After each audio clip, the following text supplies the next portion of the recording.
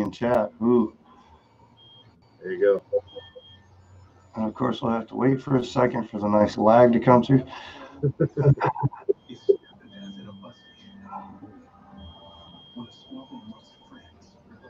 Oh, look at that. We're going to catch it fast today. All right, pop this out.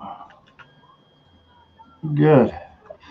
Good evening, everyone. What's going on? We got Jay Speck, Michael McGrath stopping in. Ryan's already. What's going on, everybody? Hope you're having a good week. Weather in Michigan's finally starting to change. We had 40, I think it was 47 supposedly today. But with the wind, it was more like 38. Right. So it wasn't too bad. I got a couple packs in. Nice. I'm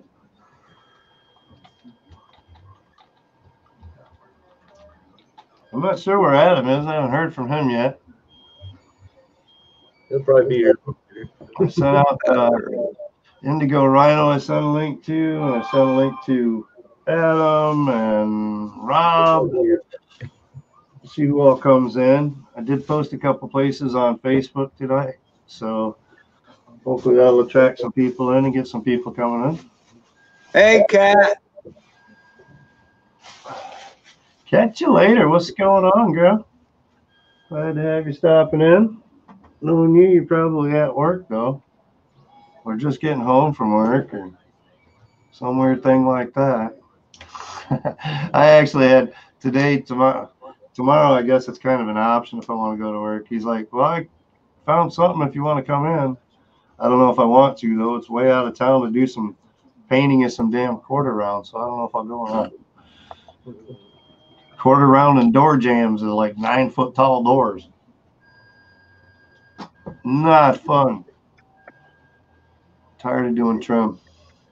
Eating your sushi at the hotel. Nice. Sushi and hangouts. Sounds good. Sushi's good. I got to go to Japan for 30 days while I was in the military back in 92, 93, something, one of those times, somewhere. I think it was 92 we went. And we got to spend 30 days, so we got to go downtown to like Hokkaido area and whatnot in Japan and catch all the scenery down there. Man, sushi bars everywhere down there. So yeah, it's always sushi and beers. Sushi and Sapporos. We were jamming, having a good time though. Lots of good food. I never really done sushi. It's an acquired taste. My oldest boy seems to like it. I don't know if the younger one likes it. He likes fish, but yeah, she said I make her feel a little. Yeah, I was already graduated by the time you were around, kid. I am old.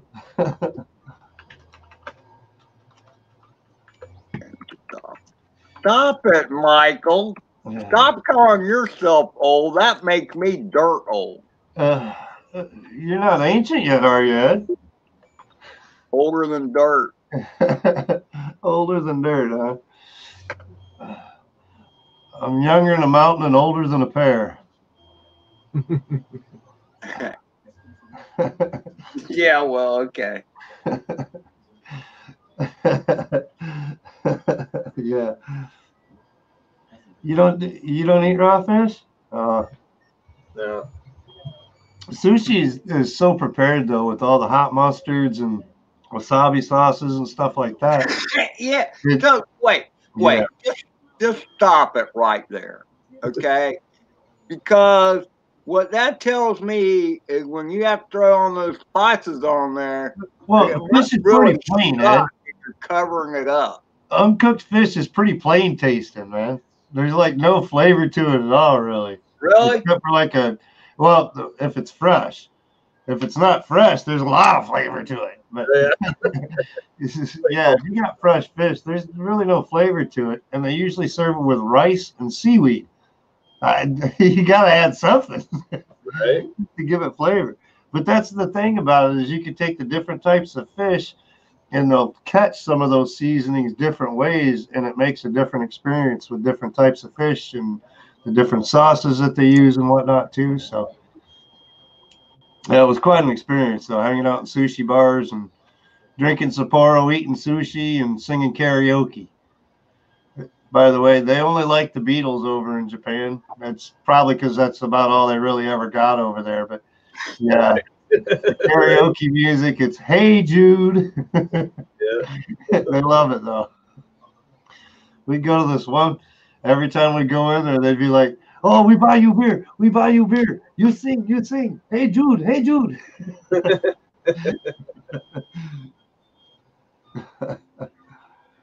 uh, Brandon Rain, welcome in. Oh, who else? It's kind of slow moving, right? What's going on? So yeah, it's been a crazy week here. Slowed down a little bit, working in and out of town, but I got to do a little bit of playing around over with my Mavic Mini at the warehouse where we were working with the flooring place. So I Nice. flew around outside there, and then yesterday I took the Mobula down there with the radio to try it out. Man, it's going to take some flying the Mobula to get used to that radio and the controls on that Mobula because it was crazy. Like, whoa, man! I felt like a rookie flying that thing all the way. It was crazy fun though. They were having a blast watching me crash that thing. I must have done 15 crashes and this and that. Ended up upside down. They'd flip it back over for me, let me take off. They're wandering back and forth doing stuff, And they're like, man, that thing takes a pretty good beat and everything. They were loving it though. JDF, first in, buddy. Okay, everybody, take a banana and shove it down your girlfriend parts. Oh, she said, is this a daily? Like every Thursday we get to hear it? JDS wants to make sure everybody does this, I guess. Last Thursday he got us with that one.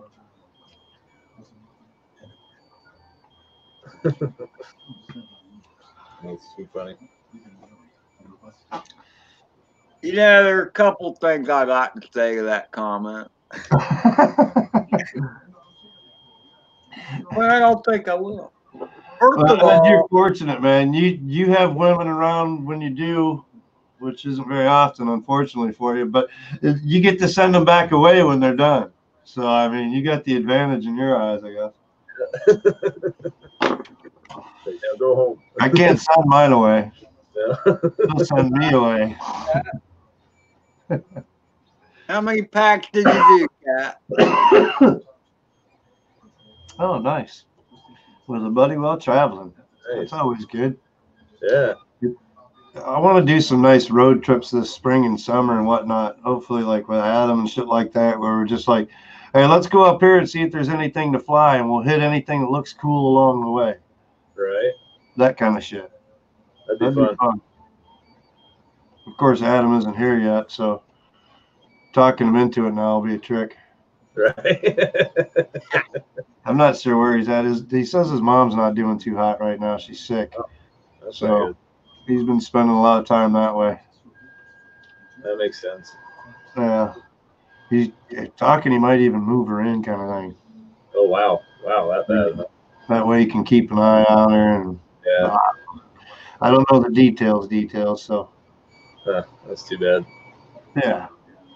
Just keep them in your prayers if you pray, people. Yeah. Yeah. Adam's a good guy. He'll take good care of her. JDS says they get pissed off, he just sends them home.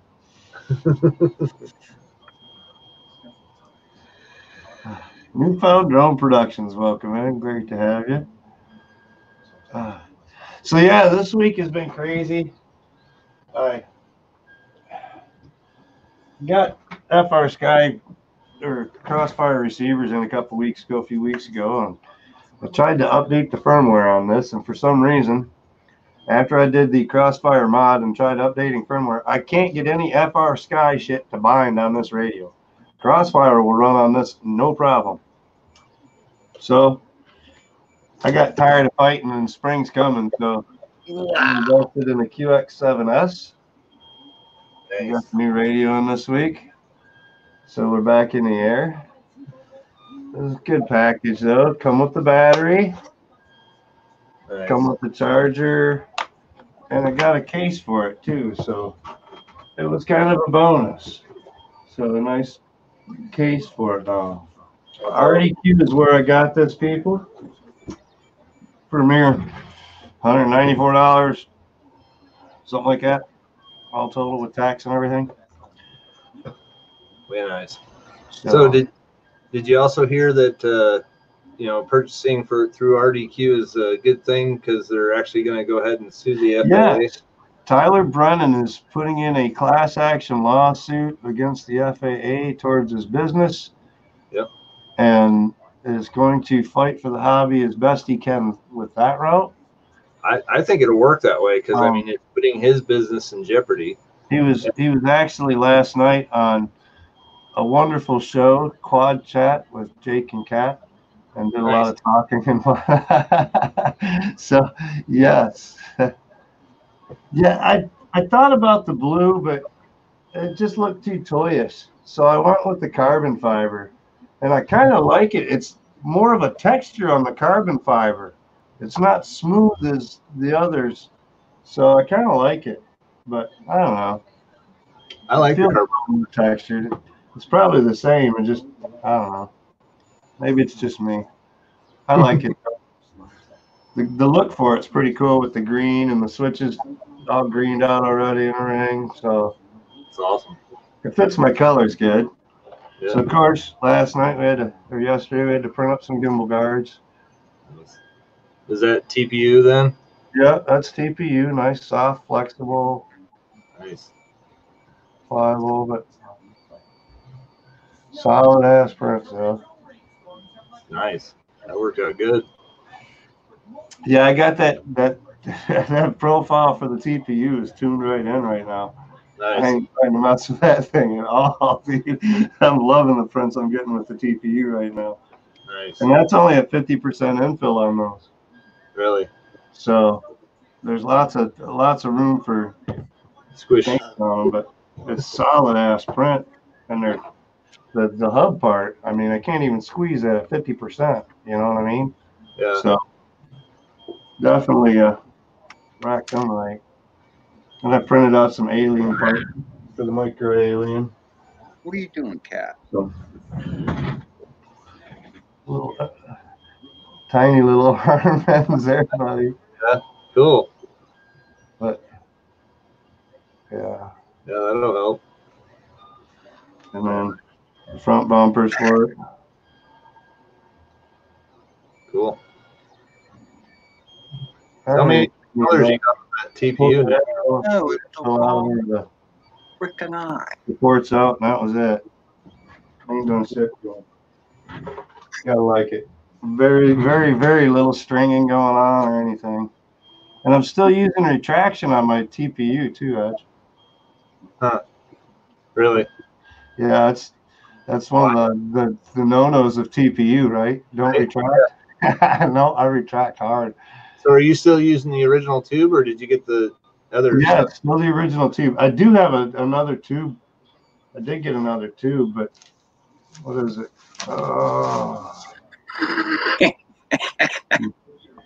Yeah, the blue stuff. Yeah. Yeah, the PTFE. That's what I've been doing. That's a couple times. What is that? 2 meters worth? Yeah. Nice. So I picked that up, but I haven't swapped it over or anything. Huh. That's all pretty much stock down. The only thing that's different on there is I've got the that TPU extruder print for the head. Oh, right. I got that for the feet, and that's the only thing I've changed different as far as the stock. It's still the stock extruder lever and everything. Wow. So nice. I'm not having problems. I'm not fixing. That's why I haven't played with that Raspberry Pi. It's just running so smooth right now. I'm afraid. Right. I'm like, man, I'm gonna have to go through all this shit all over right now, and then figure out the Raspberry Pi on top. Yeah. I figure we'll get some chances this spring, summer, sometime soon. Yeah. I'll be hitting you up and bugging you. Hey, man, what do I got to do here? Get me in the right direction. Get this thing going quick here. The Raspberry Pi really doesn't change much. It does control it a little bit better. Mm-hmm. But if you're set up on a good print, basically just look at it as just a USB port you're plugging in. Yeah. I mean, it's really not going to change. The only advantage is if I get the Raspberry Pi hooked up, I'll be able to put the camera on it, and I'll be able to check on things for bigger prints. You know what I mean? While I'm mobile. Yeah. That's the only advantage really it would be, and then not having to throw it over to the Raspberry Pi from the computer will be nice too. You know what I mean? Instead of having to pull the SD card and move it every time, just throw it over will be nice. That's basically what I'm doing with it right now. So yeah, that'll be nice to be able to do that. Yeah, but it is glitchy like that, like because it's going through the network, and so it stops for a minute, goes, and then stops for a minute and goes. So you don't send the file straight over; you just send it. You're using the computer as the hub and networking it over. Actually, I really don't have to do anything other than go to this page, and it automatically tells me what's going on. You know, it already knows that it's. But I mean, the file itself, the STL file, you don't send it straight over and load it to the Raspberry Pi and leave it there. You put it from the computer and send it across. Well, Cura has that add-on that you do for Octopi. Yeah, and actually just updated that and stuff too. So yeah, you just hit print. You just hit print and it sends it directly to it and starts printing it. Even if you show it stays on your computer all the time, though. No, it doesn't. It actually goes to the Raspberry Pi and saves it on there. So it shows it's still glitchy over on the Raspberry Pi, or is it? No, it's just on the network. Okay. Yeah, because it's trying to show. The printer still runs smooth. It doesn't like pause or glitch from not getting a pro. When I ran the network cable before from the printer to the computer, ran it cable that way. Yeah. I was running it on the Chonksy, and the Chonksy always wanted to pause. Like I was watching the controls here, and it'd like slow down baud rate wise and not communicate properly, and it'd get pause spots. And when it did, it'd leave big globs of freaking filament in there. So that's why I have always done the SD card style, because I didn't want to mess with the link quality back and forth with cable. This stores it on the Octopi and just does it from there. You can shut all the other programs down, including Cura and all that stuff. It'll still keep on running. So, and then after you get done, if you get this spaghetti thing is what it's called, then you can it'll actually do your time lapse for you. Oh, sweet. So you can pull it together out of the camera file and. Right. Let me try to find a good one here. I had a few mistakes recently. I'm surprised they aren't doing that like on the Creality page and whatnot. Right. With a bunch of their stuff, because they've been doing like long prints on the Creality page, like they're doing like a, I don't know, Autobot or something like that right now, or something like that. Yeah, but it'll actually record the whole time lapse. Yeah. I didn't even know it did that until I looked up time lapse. I'm like, holy crap, here's all my prints. Yeah. How's your big project coming there? It's coming. Like I got. You said you had some errors this week, huh? Yeah. Yeah. Well, that's what I was trying to show you right there at the very beginning here. Let's see. Let me pull you up there. The 4 wings that you see right there. Okay. That's all I got left. Oh, nice. So that's the last of it right there. Is that going right now? Yeah, it's still got 20 hours left.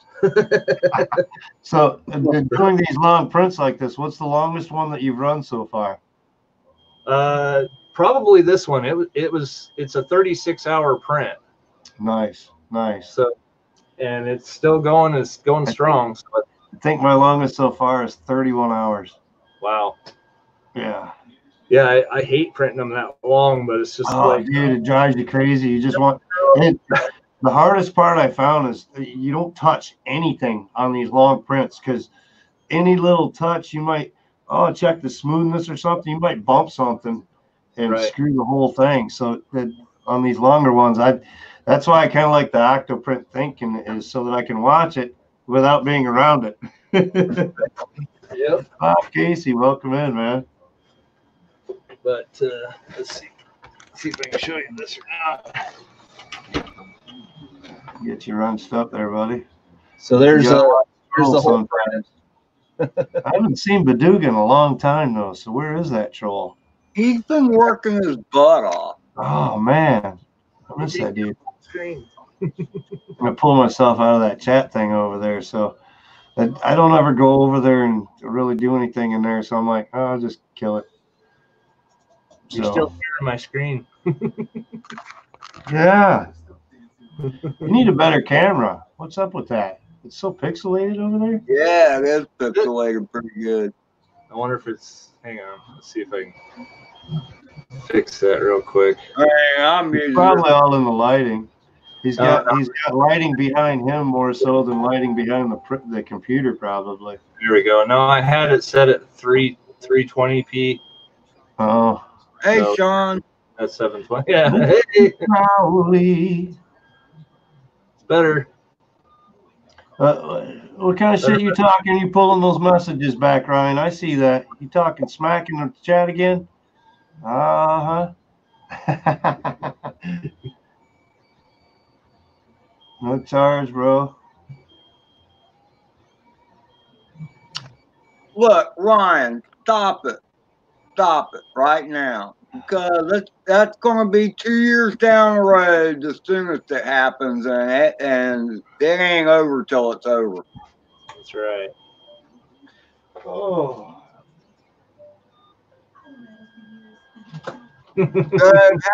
How do y'all like my new choice in eyewear? That's so nice. Hang that radio on the wall, grab the cord, plug it into the bottom, leave it. Yeah. Charged up for the next round. Gotta love that. Oh yeah. That was the worst part probably of the regular QX7 is I was using rechargeable packs all this time. For like 3 years I've been using these things. Holy cow. I've got like 2 full sets, almost 3 full sets of rechargeable. So I always got extra batteries, but with the full set of those in there, I've never had a day where my radio went dead out in the field. Unless I left it from the day before or something, you know, that kind of thing. But on a full charge, I've never been able to not make it through a full day on a charge. So it always worked for me. It just meant I had to charge at night so now it's nice to just throw that in. Yeah. Yeah. So from yeah, that's a lipo though. So you got to make sure you recharge that and monitor it. And this I just plug it into the radio, dude. Leave it. I ain't got to watch it or nothing. I like that our Sky battery pack. Now, I don't know if it'll charge lipos the same way with that setup or not. No, it doesn't. It's got options on the charger, so I can charge it. Yeah. Oh, maybe they did change. Double A's in mine. This is the charger that comes with it. Oh, okay. And then it's got this that plugs into the bottom of the radio. Oh, it does have a kind of a balance lead. Maybe it does. So it's an actual plug, and then this plugs in for there, but it's got option for the front. It's got the switch there for the option, so you can do high voltage or low voltage and this and that. Oh, okay. So I should be able to charge like the 2S LiPo by switching it over to there and just charge it that way or whatever. Huh. So it says 2S LiPo or 6S NIM. Oh, okay. So, 6LM. You'd be able to charge either one. That'd be awesome. Yeah. Okay, Bill, this is what the deal is. Okay. I was having an annoying amount of glare from the glasses that I normally wear. It's what I normally wear. These are my reading glasses. Okay?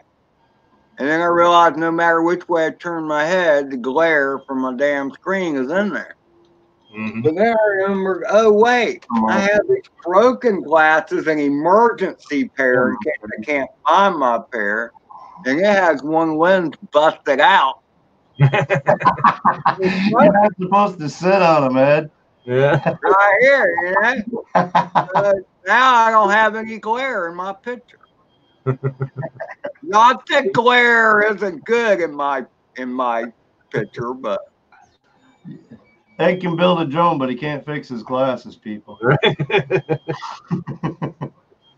And that's your right eye, isn't that? That's not a good thing. Man, what's going on, Mike? And see, that's why we are innovators. You have see a problem, and then you take steps to correct it. There you go. See, like both Mike and Sean, both of y'all's camera angle is higher, so the glare in your glasses isn't as much of an issue. Right. With me, I'm looking right at the screen, it is. Well, I just swivel the camera until I'm centered into the screen on mine.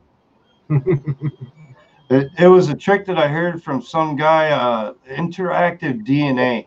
Said you always try to keep yourself centered in the screen for viewing. So, and the eye level right in the middle. Yeah. That was his 2 pet peeves. If you weren't at the eye level and had yourself centered, he was going to be on you. Nay. Nay. He sent me the computer that I'm working off of, so I'm not complaining. I took notes. See, I'm in the center of the screen. Hey, Distorted, how you doing, brother? Does he have a thumbs down? Eric's goggles, the eScene EV800Ds. I think they are. Are they the EV800s? What does RC Crazy fly? I've got the VDR2s. Oh, okay. I got those. Those are my ride-along glasses, goggles. You gotta keep them around just in case somebody wants to take a ride. All right. We'll sell them.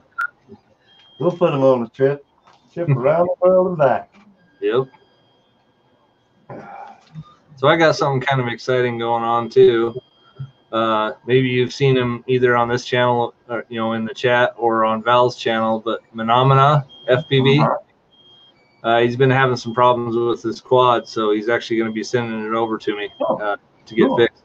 He hasn't built one yet, so he's a little bit hesitant on it. So yeah, so I'm excited to get it fixed up for him. That's cool. That's cool. Yeah.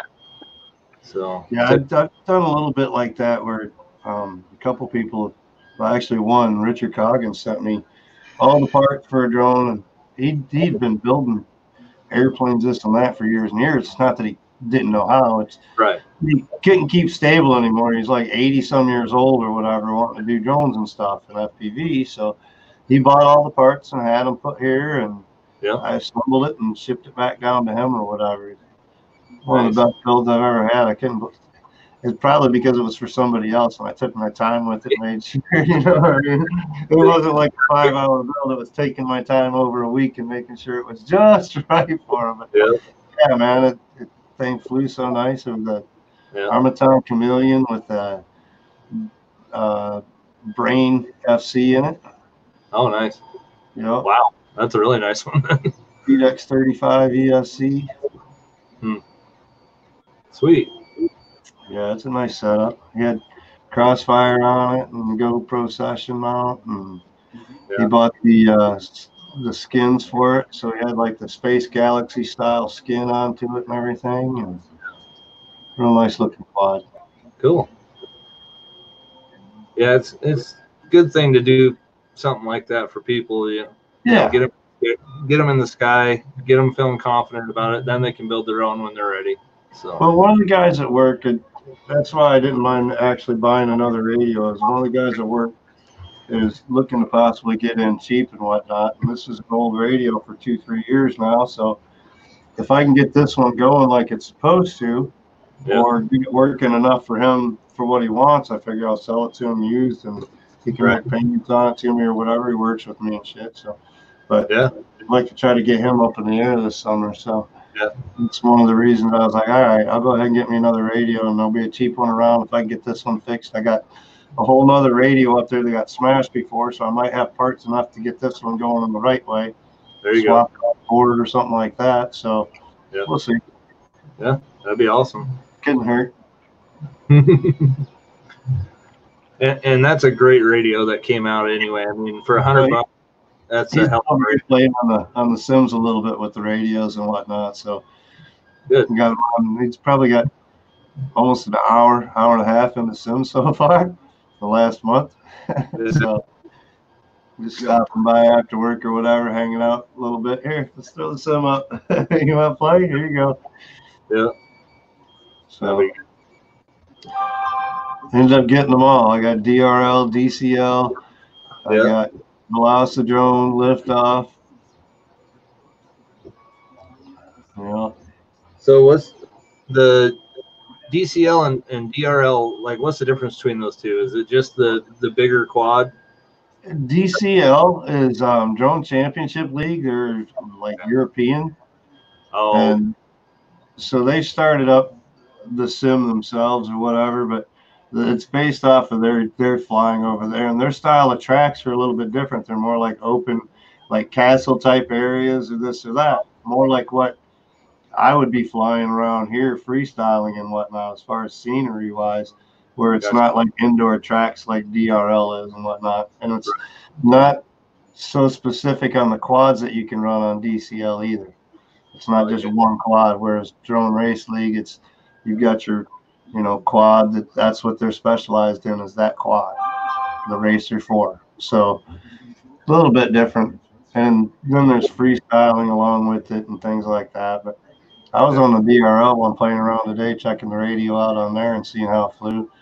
I was on Velocidrone this week a couple of times playing with the new radio already. So yeah, I'm liking it though.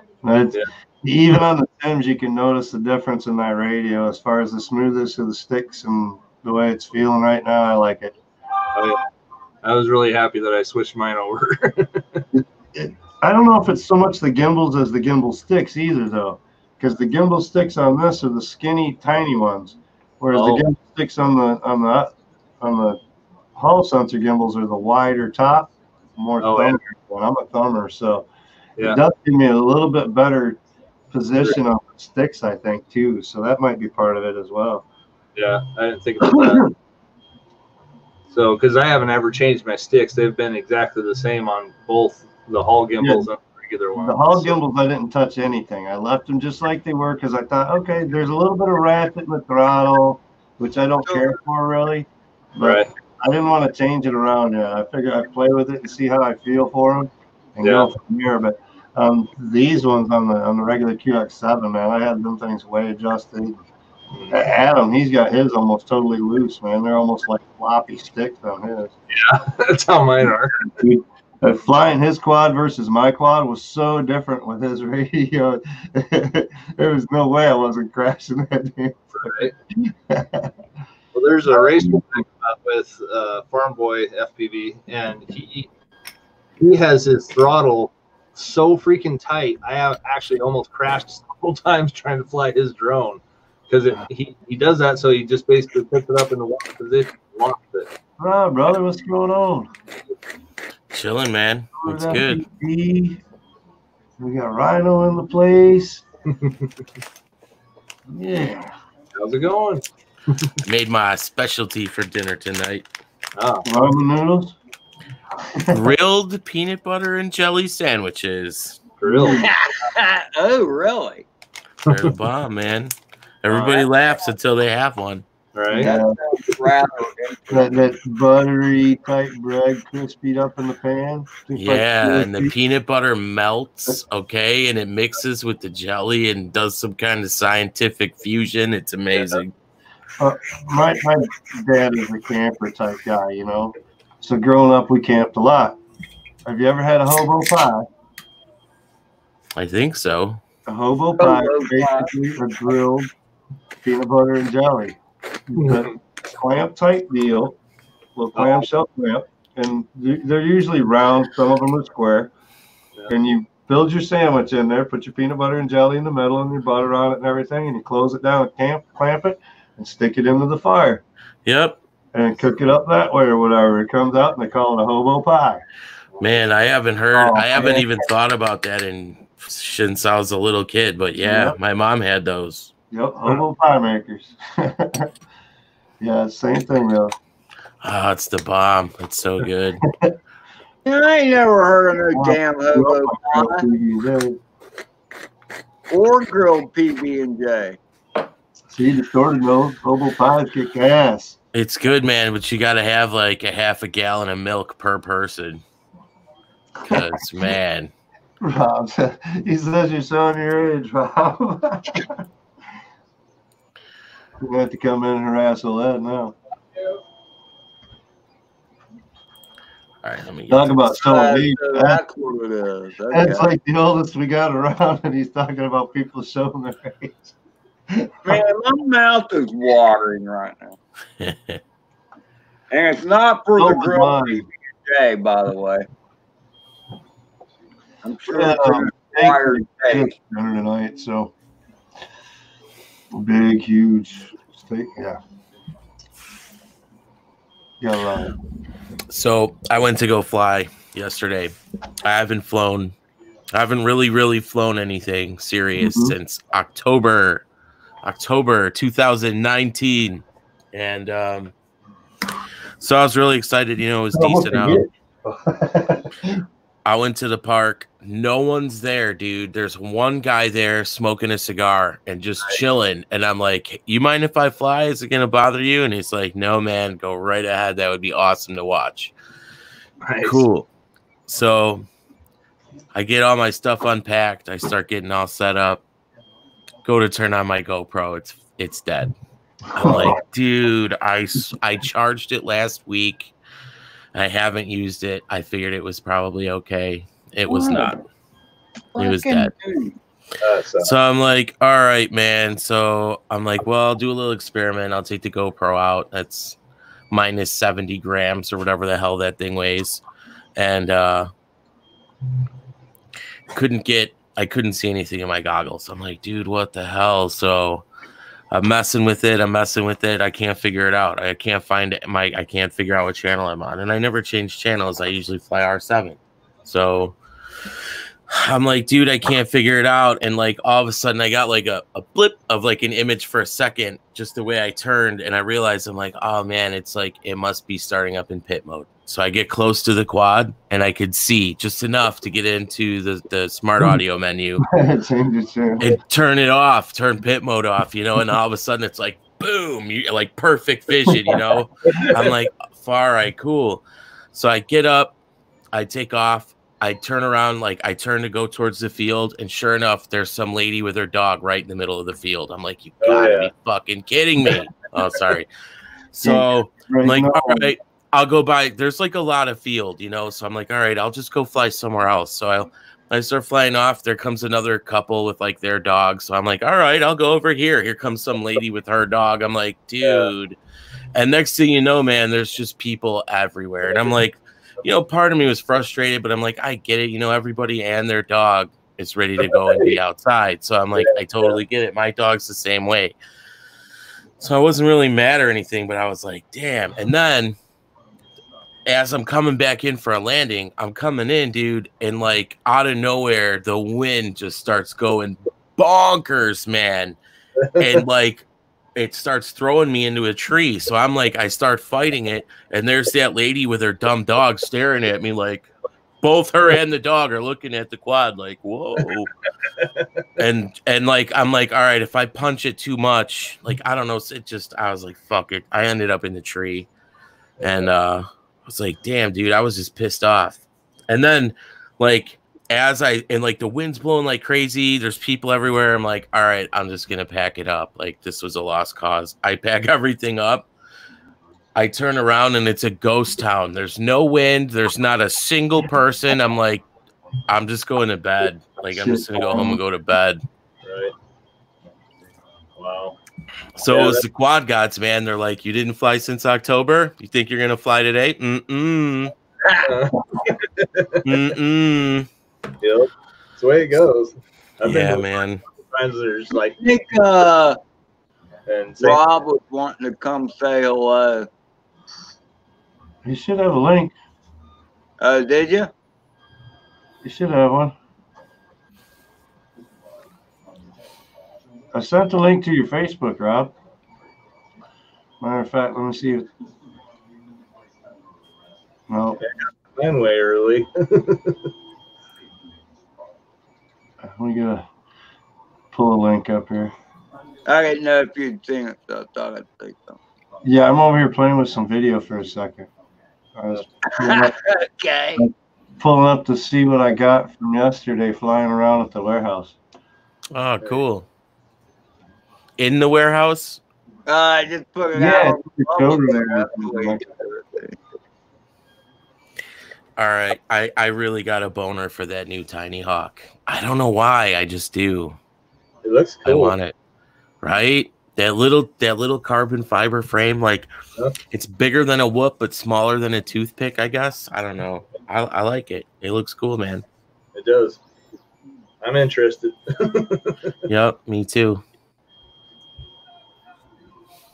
Did you have a chance to start printing yet? That plane? I did, and then I didn't. So I didn't print it yet. Because I didn't realize that different parts had different settings, print settings. So at first I'm like, throw as much shit on the plate as I can fit. And then when I went to slice it, I'm like, this is not right. So this isn't right at all. Yeah, so I had a bunch of different stuff for the parameters and stuff on it. But yeah.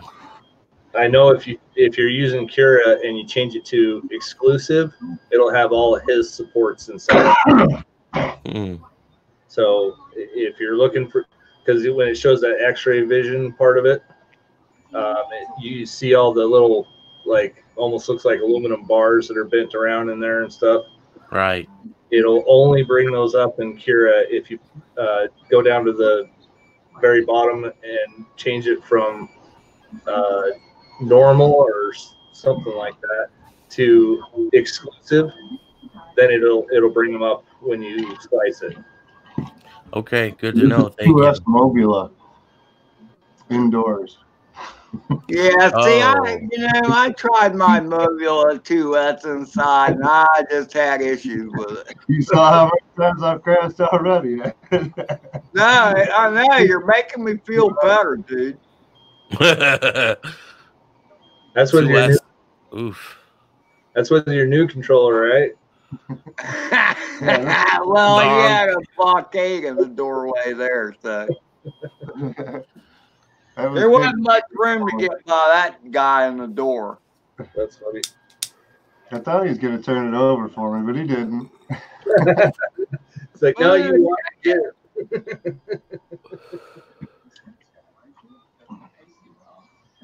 That's pretty funny. Somebody turned it over. Yeah, this whole hallway area, this area here, these two rooms, we did all the ceiling, painted it black, and then all the walls, put up all the trim. And then that entry area, and then the area that I started out in, the bigger area that looks real rough right now, we're going to paint the ceiling in there, and then that's going to be furniture showroom over there. So why? Well, the cool thing about that, I guess you would call that a Brando, eh?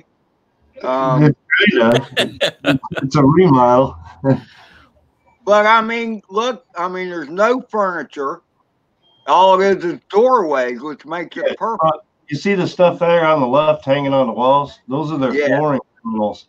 So all along where the black bars are there, the black pieces, they're going to hang those all along for showroom. I see. So where I went back and then came back and hit the big dude or whatever, that was going into the warehouse itself. I see. Where I put the Mavic Mini before. That was fun flying there. Oh, yeah.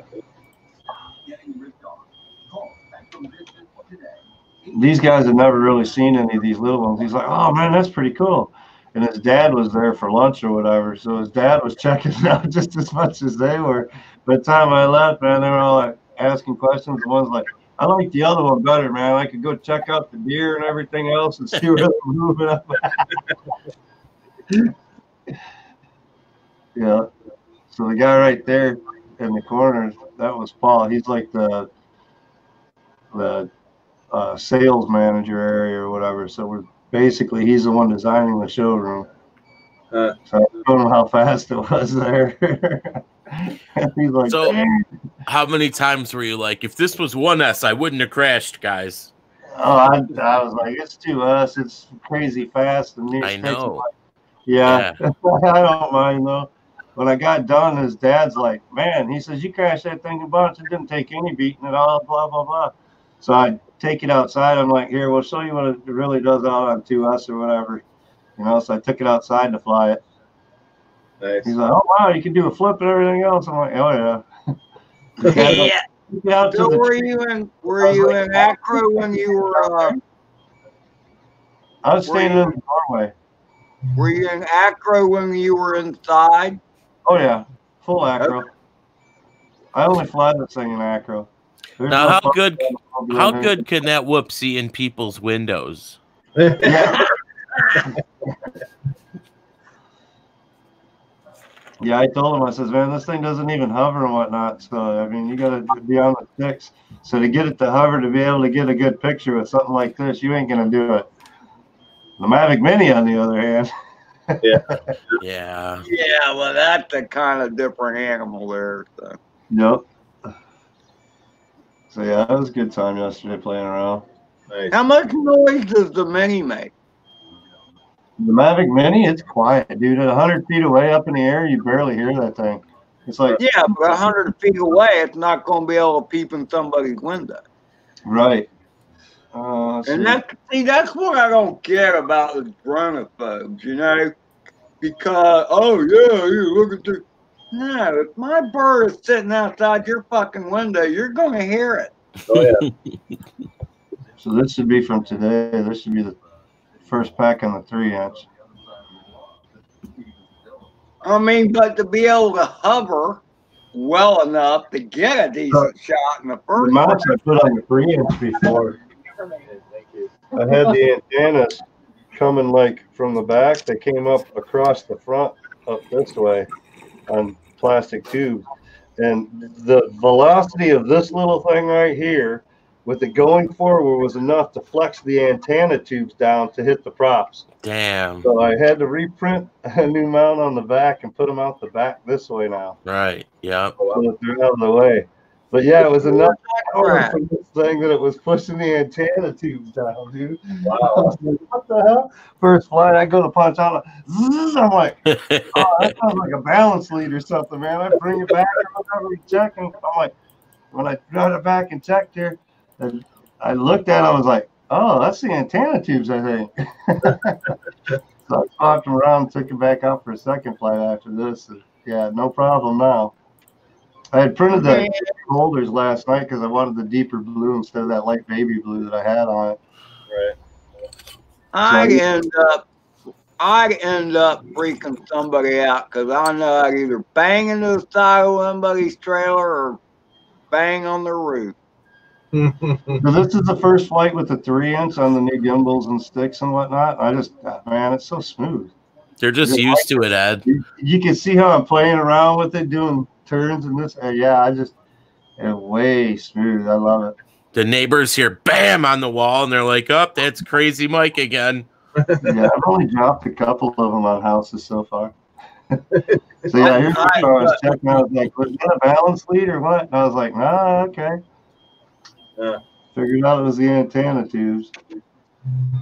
So there's a total of 142 already. Let me tell you, man, when the Mad Dog 1, the original from Chris MD95 TSI, when the battery came loose from the bird, excuse me, the battery did not come loose from the bird. The battery lead came apart. Yeah. The XT60 was too sloppy. Yep. Anyway, it hit an old trailer awning. I mean, a wide one too. It was like, I don't know, 16 feet long, you know, by 8 feet to make a port for a trailer. You see all the white piles around, don't you, Ed? But anyway, I hit them. Look at all that snow still. I lost battery power. Of course, I lost BTX.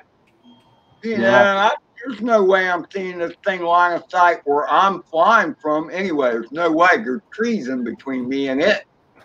So I'm like, well, I hit this arm. Now that mattered because the damn battery come loose.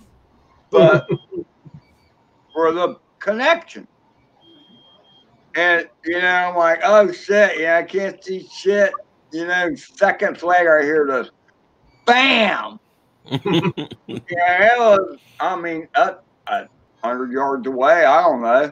Y'all see my yard. It was back there in the back. And I went and looked for it, couldn't find it. This is before I had the B-fly. And on it. I had the B-fly, I just didn't have it on it, damn it. And I looked for it that night, couldn't find it. And I looked around that very awning that I had seen it hit or heard it hit. I thought that's what I hit. But I also looked around the motorhome. Yeah, it could have made that noise if it hit that too. You know what I mean? So I ended up coming back inside and rewatching the footy on the big screen and got a better idea of what my trajectory was when I lost video signal. Because it happened so fast, man. It was a trip. I was coming through from the backyard and going between two trees. And you can see when I bumped the tree, okay? And when I bumped the tree, I bumped the battery lead. So I still had power. Oh, and it made me yaw to the left a little bit towards the church property, I should say. And I managed to straighten it back out when it went black. So I rewatched the footage, whatever. But anyway, I didn't find it. So the next morning I went out before I went to work. I went back out there and I focused on that awning, that overhang thingy.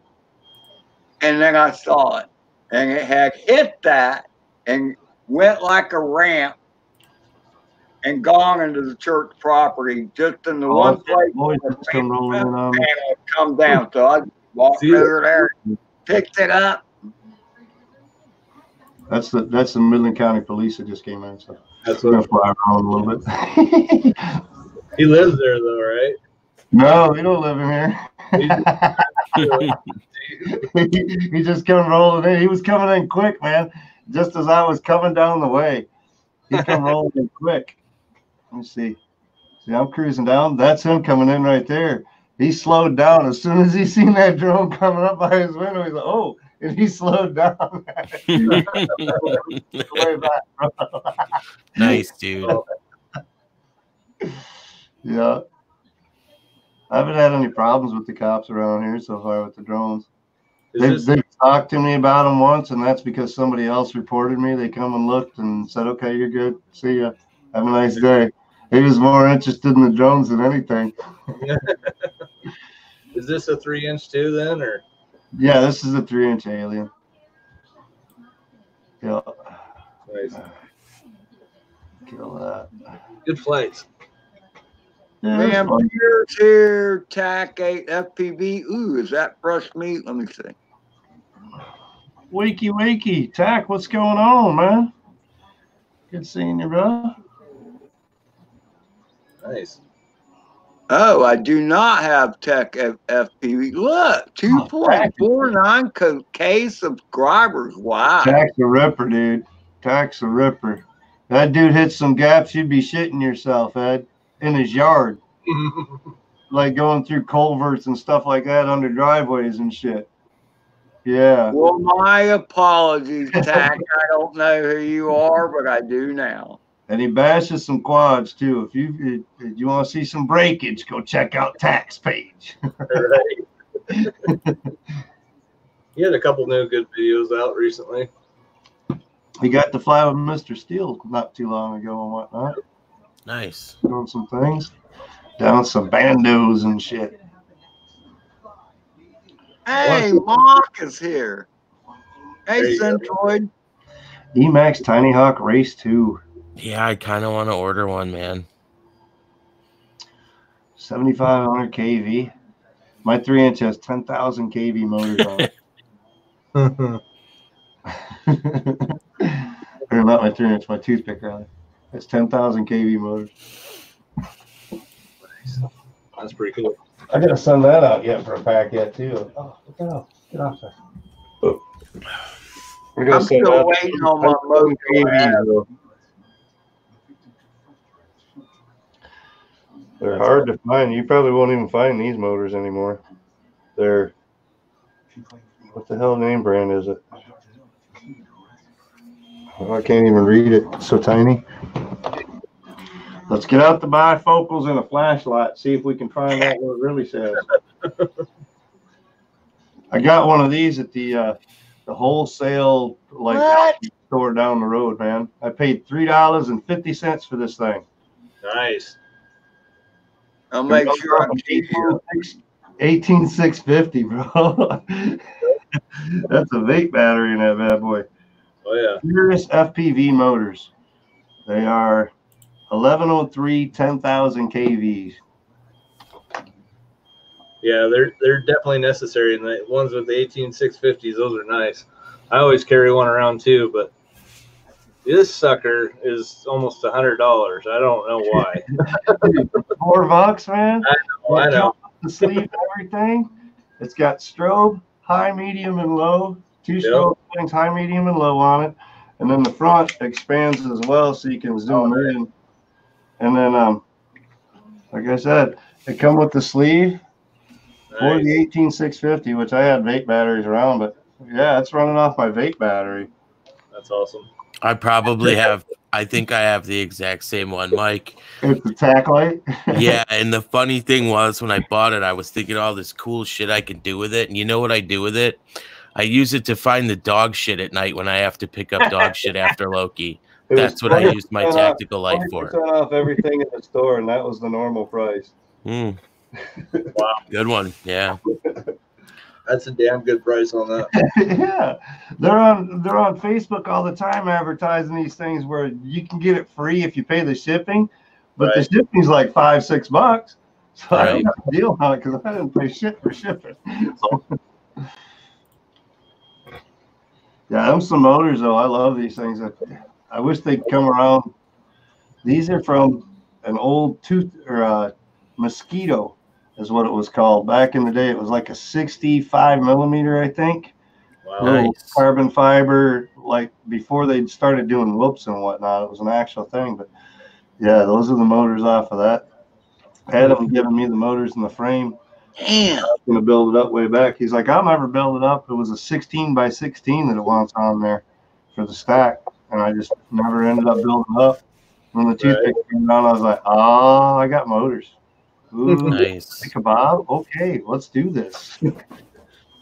I wonder if that same Centroid was talking about coronavirus and get FPV saying shipment should resume in 2 or 3 weeks. I'm still waiting on. I got a payment taken out of my account today for Quad Box, which means Quad Box should be shipping in 3 weeks. Same here. So I was like, man, I ain't seen nothing in my email giving us no updates, this or that. I went checking their page, this and that. I'm like, oh man, I got just enough on my card right now to zero it out with the Quad Box payment. That's how I set it up because the card's like broken and almost expired. So we got a new card. We're trying to zero that one out. I was like, I almost went to the store last night and used it for my Beam or whatever. I was like, no, I better not, because the minute I use that, they're going to take that damn payment out. Sure enough, thing this morning, took the payment. I was like, yeah. And they said they're going to make it up to us for not having a Quad Box last month. Yeah, so, we'll see. We'll see. Get FPV is closed. What? Huh? Shipments should resume in 2 to 3 weeks. I think it's just a lack of parts, man. Everything from China is so held up right now. Right. Okay. I want to give a quick shout out. I don't know if I trust anything coming from China right now anyway, man. This is an aerosol-borne virus, which means it can be transmitted through parts to us. You know what I mean? Oh, and I heard somewhere that it can live on an inanimate surface. 3 months or so. Yeah. It can live on a surface for like 10 days. Yep. So first you conformal coat, then you spray with Lysol. Duh. Yeah, everything that comes in. That's what I was like, man, if a quad box comes in, do I even like open it, or do I throw that thing in a black plastic bag in a hot sunny spot for like a week? Microwave 3 minutes on high, bro. No, don't do There goes that. them motors. Yep. Not success anymore. Come on, man.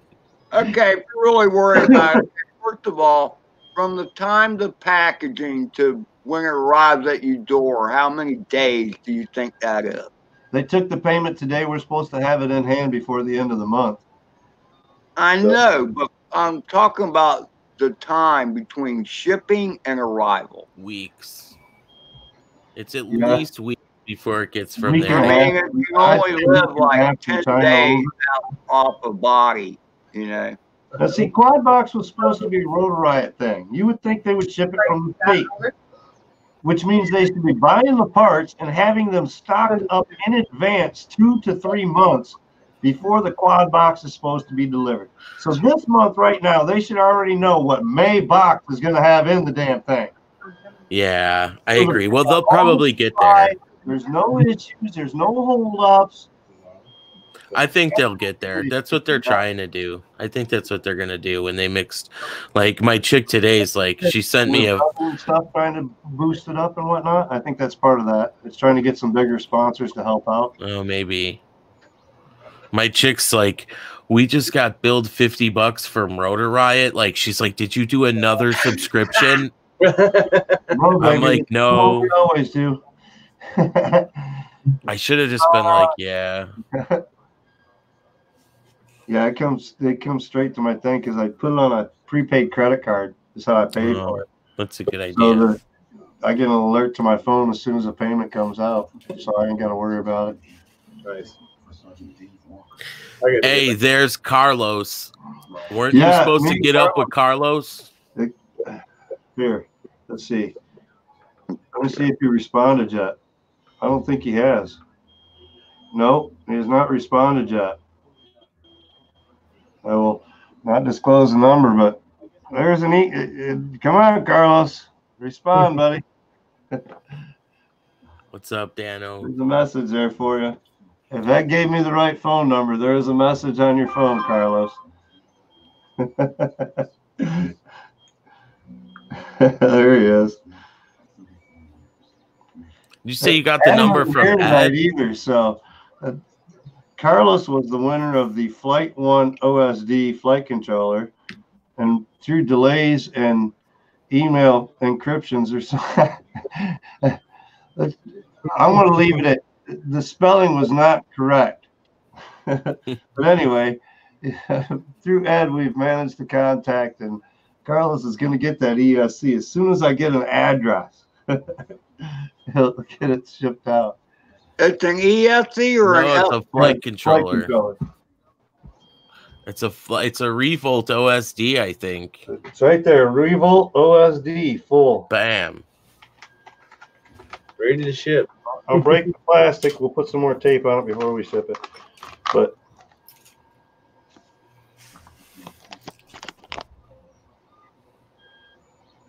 race flag Revolt. Yeah. OSD. Flight 1.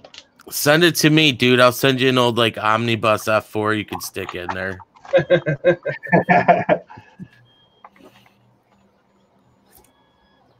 I'm just kidding. You should build that one out, Carlos. That'll be a good one, man. Man.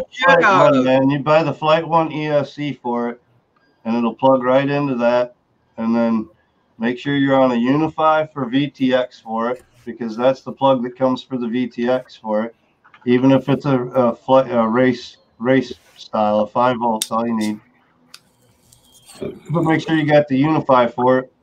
And then I think the plug is pretty standard for the camera, so you shouldn't have any problem there, because the receiver wires are there ready to solder. Yeah. With the telemetry and everything, all the smart audio, all that stuff, it's all plugged, ready to go for it. So it's an easy one to work. It's an awesome. Hey, board. Rob. Mike sent you a link. Yeah, Rob, I sent you a link, bro. I sent you one in your Facebook, and I posted it in the chat. And oh man, you know what? I posted it in your other chat, and I bet you StreamYards didn't send it across to the main chat before, did it? I'm seeing it here. So did it come into the main to the? Yeah, it did come into YouTube. Okay. You just did it twice. Yep. Well, now it's in there. Good. Hey, AJ.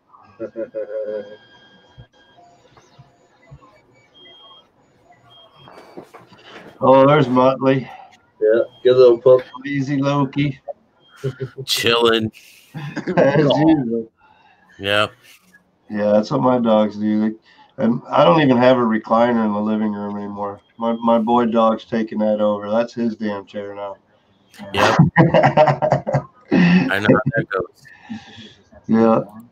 Hey, Wakey. She takes the little couch and lays on Mama's lap. When Mama's on the big couch, she'll be like laying down, kind of knitting, sitting up, and she'll lay like right on the couch with her and whatnot, cuddling up. The other night she had a picture. Rob. She's over there crocheting a blanket. She's covered up with a blanket. The dog's laying on that, and then she's crocheting a blanket. The dog's covered. All you see is the dog's head out from under it. She's over there crocheting. The dog don't give a shit. That's the best. What up, Rob? What's going on, Rob? Oh, look, we got another one. We'll need to connect their mic or cam before they can come in. Hi, Drone. Slick Trips has a question. Master Roshi FPV. Hey, Slick Trip.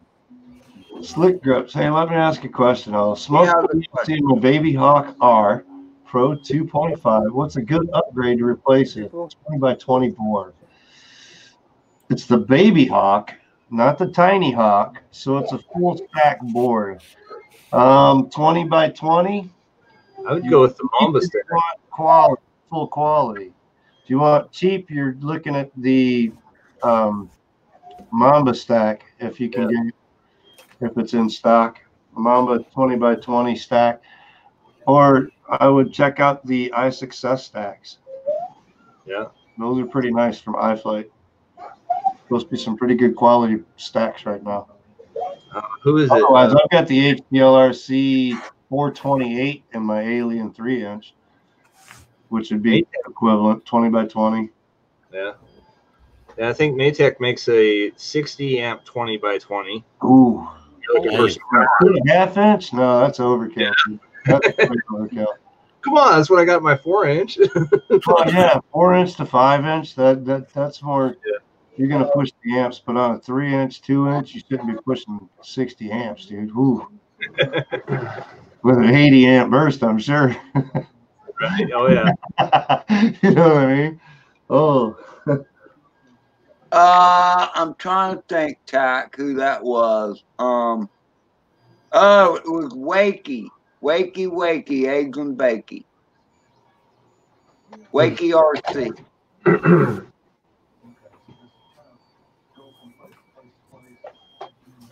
Nice.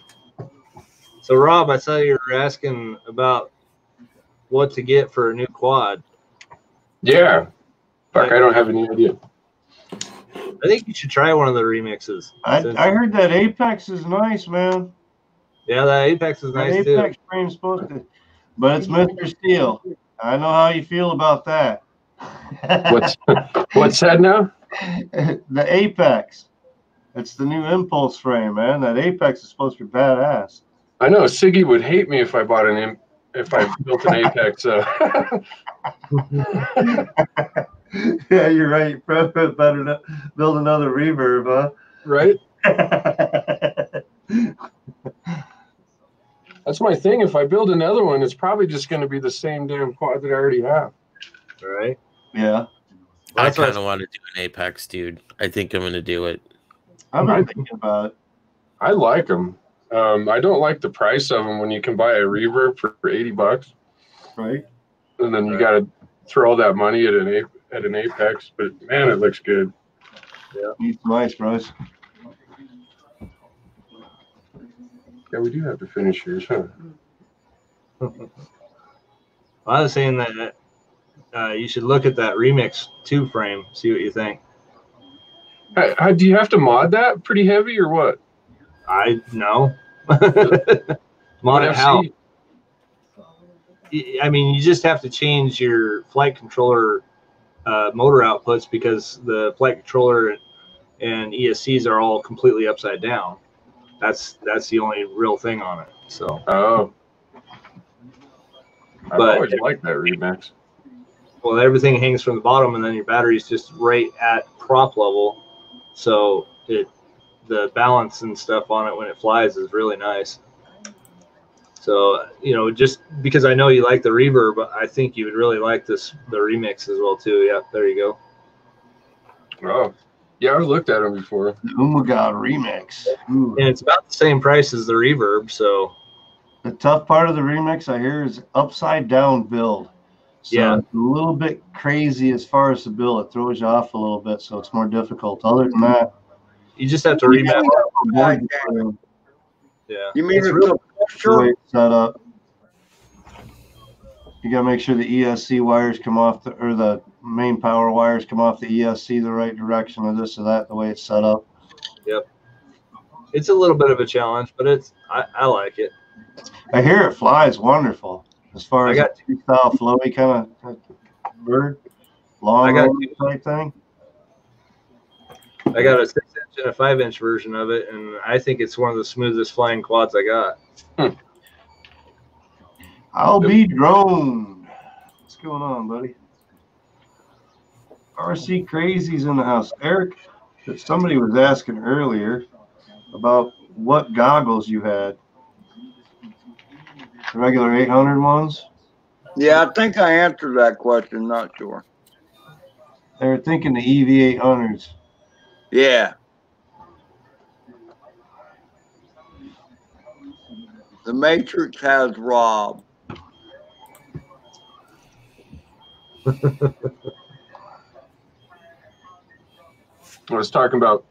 started talking about building my quad. My wife says, you can finish mine. Yeah.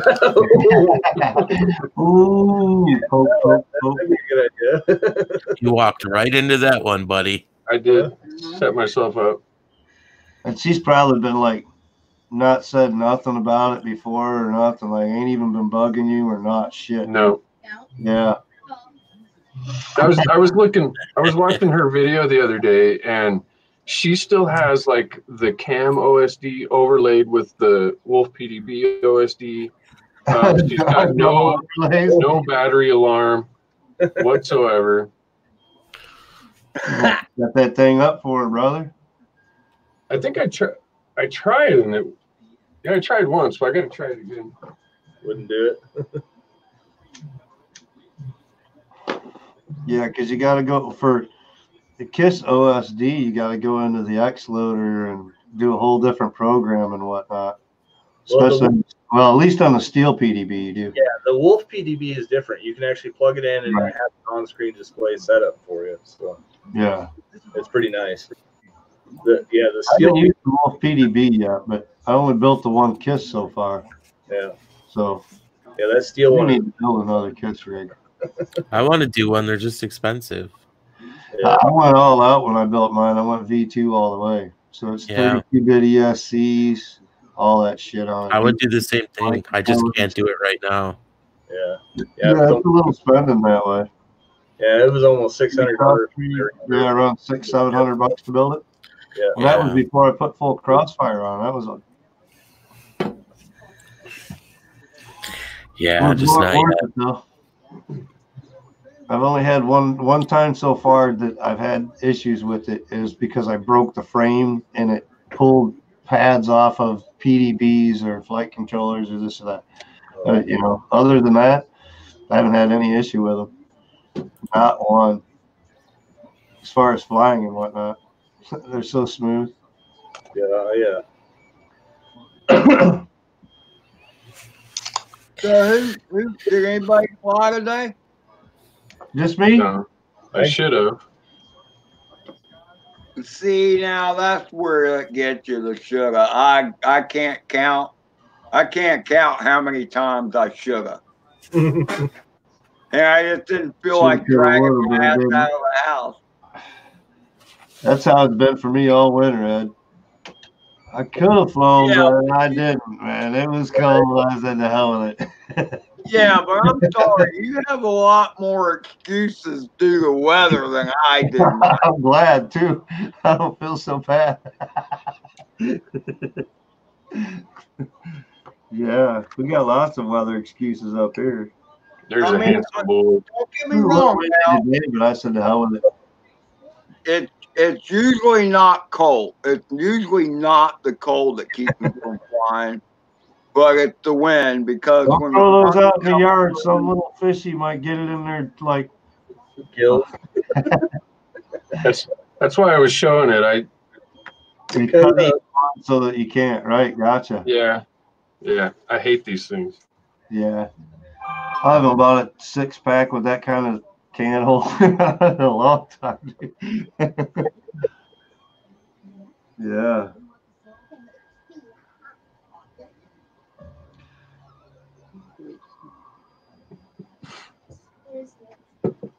Yes, Birdman, daylight savings time is right around the corner. And there was a thing in Florida they were trying to make it say, well, once we go to daylight savings time, we just stay there.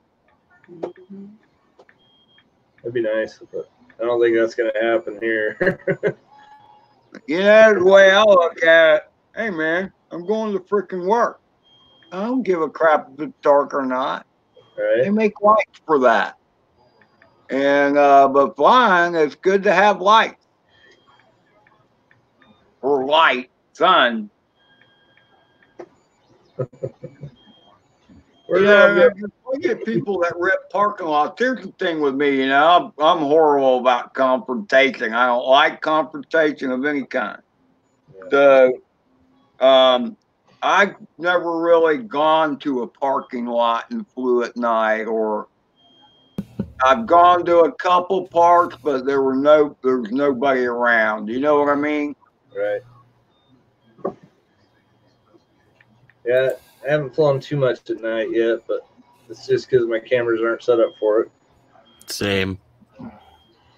Carlos, I got your number saved in, man. Well, I mean, you know, the thing is, what I've seen with a lot of videos, they don't necessarily have that special a camera. They just make sure they keep the lights above where they're flying in view all the time. Yeah, but you do have to get me a nice strobe for my Mavic Mini so I can start doing some nighttime flights now that the weather's warming up. After hours flights. There you go. Yeah, Birdman, I went from well on the Mavic Mini though, but I haven't had too many problems flying in dim areas with it. Does the Mini have the obstacle avoidance?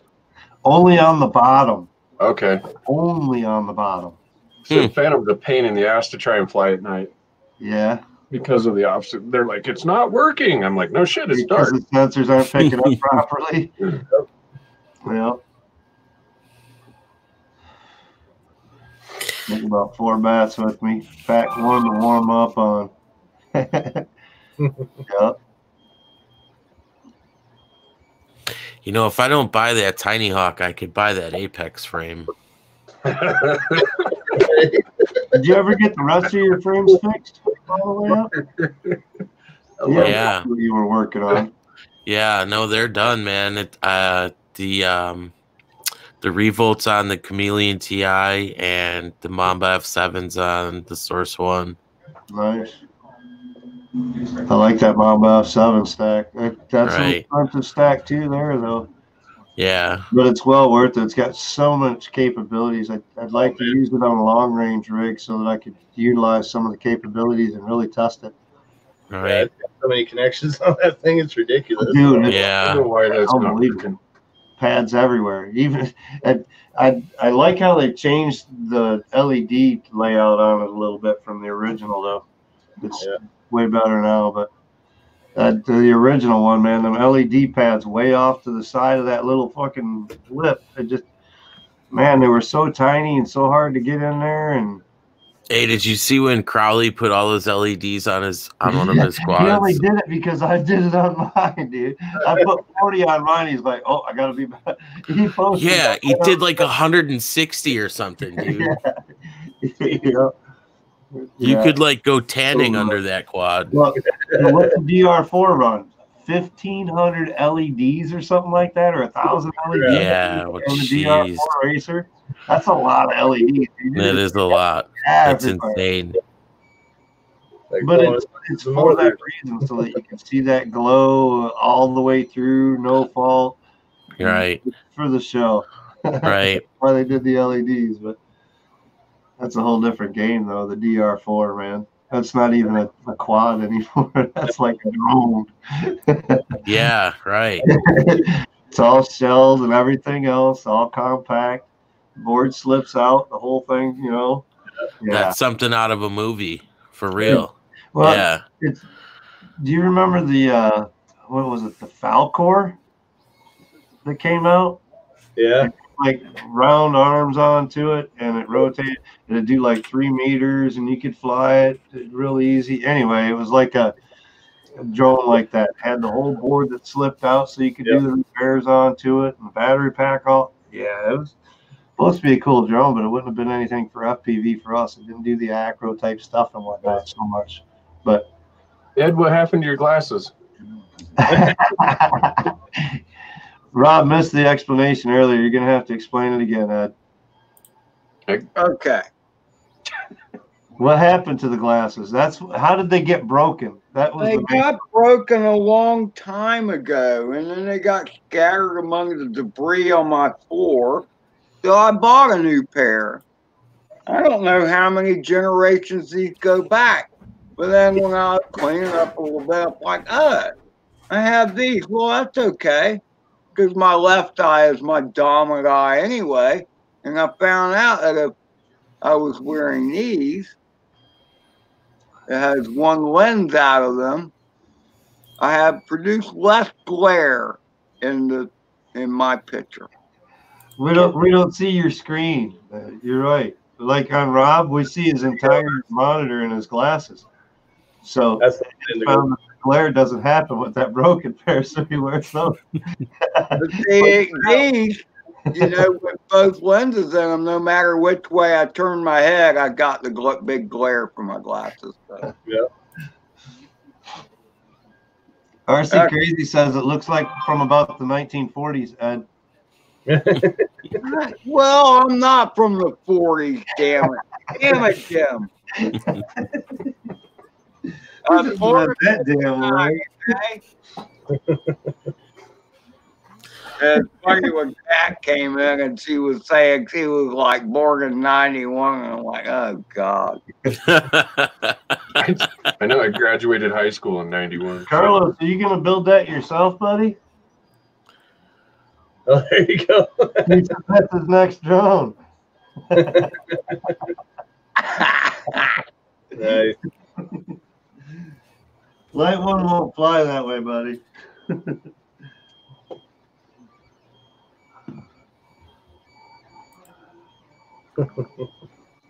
My boss hit me back up. What do you think? He wants me to go to work all the way down like 45 minutes away to go do a bunch of like quarter round on a bunch of trim that the quarter round just got put on. The trim's been there for like ever.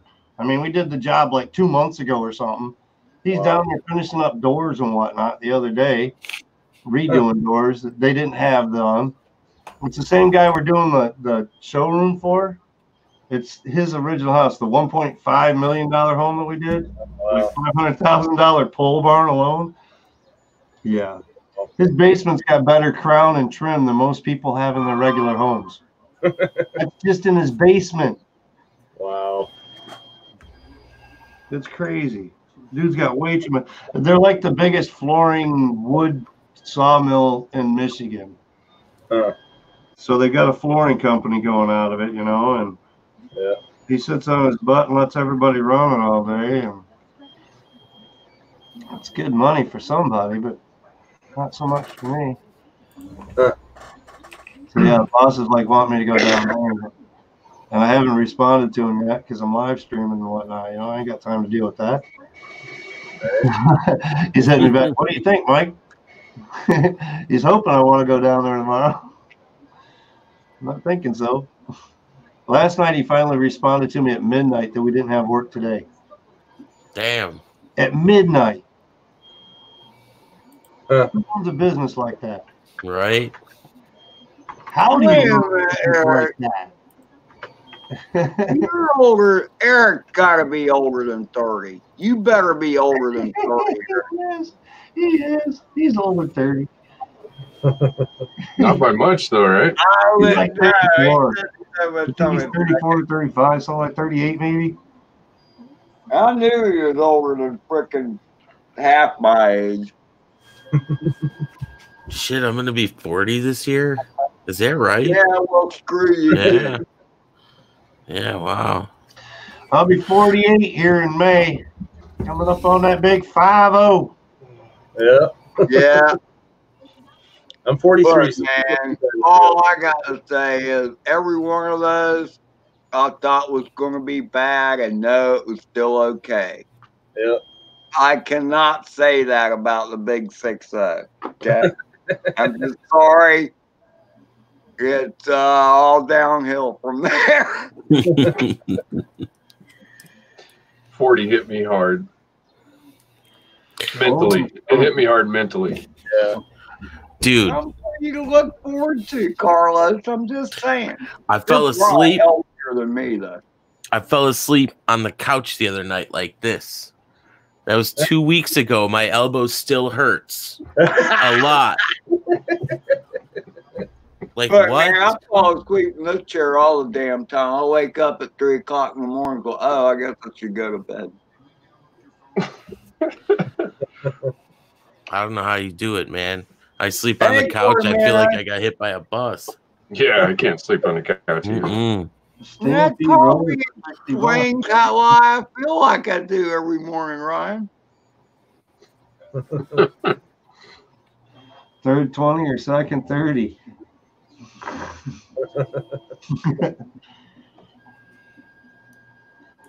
I don't know, man. I think I need to start drinking more. What? I think I need to start drinking more. I'm not going to dispute that. Here, I'll share. It's a beam night, is it, Mike? Nice. You know, and I thought about buying something to sip on, you know, some Captain Morgan or something on the way home, and then I worked late, so I didn't get around to it. There's a good change of pace for you. He worked late. Oh, really? Usually, I don't like working late. Early. I'll tell you right now, I don't like working late at all, and I work till 5:30 today. Oh, holy smoke! You had to make if up. you get me at 4 o'clock, You can make it tomorrow then. you get me. Well, I laid out on Wednesday. I already heard his buddy trying to get him to come into work Saturday. He's like, That's right. You know, you're right. Yeah. No, weekends are quite. I worked last Saturday, damn it. Yeah, I work weekends now. Unheard of it for me. It's funny because last Saturday was February the 29th. So it was a leap year Saturday. I wonder when the next time a leap year Saturday happens. Somebody Google that. Okay? But I told, because where I clock in and out, my boss has 2 businesses. He has the electrical business, but he also owns a restaurant called the Cheese Wheel. It's like a sandwich shop, whatever. But I clock in and out on the computer at it happens once every 28 years, except when a year evenly divisible by 100 is not a leap year, like 2100. A default leap year is always a leap year starting on a Wednesday. I'm sure the next time a leap year happens on a Saturday, You won't be around. Yeah, 28 years from now, dude. extra 28 day, more years to wait. I will be long gone. 2028. 8 more years, dude. You can make it. You can do this. 20 years? No way. No, it said 28 years. Only 20 years? How is that possible? So if it happened this year, then it's 28 more years before it happens again. And if it lands on a year like 2100, which will be the second rotation, I guess it would be probably. Oh, okay. So yeah, next year it'll be, or 28 years from now it'll be on a Saturday, and then the next time after that, 28 years later, it won't fall on a Saturday because it'll be on 2100, something like that. It'll be a while. Damn, that's crazy. Yeah, again, like, so anyway, that's a twice in a lifetime experience, right? The waitress said to me when I came to clock in, she goes, "What are you doing here?" This is Saturday. I'm like, I know. And it's also February 29th, leap year. Don't expect me to see me again on a Saturday coming to clock in until the next Saturday that happens on a leap year. My weekends are sacred to me, and sometimes Wednesdays are too. During the summer, weekends are everything. I work too hard during the summer and exterior work and whatnot. We work those long, hot hours. By the time you get done working outside after 10, 12 hours in the day, you don't really feel a whole lot like flying a lot of quads. So weekends are sacred. Right. I try to get a pack in during lunches during the summer and things like that when the weather's nice. Fly more houses, things like that. I don't even carrying a flight bag with me. That's how off I am right now. I don't even carry a flight bag with me anymore. Right? You carry it When I all. was a dude, man, you couldn't get me to leave the house without a damn backpack full of drones. Nice.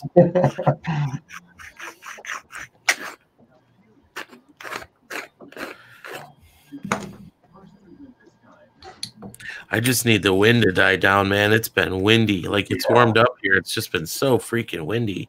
Yeah. Oh, shit. Tell me about it. Like, sitting in the house, it sounds like a jet over your house the whole time.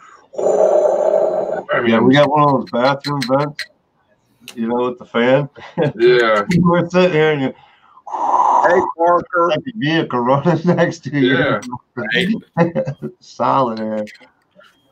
We've had like 35-mile-an-hour gusts in the last week and everything. It's crazy.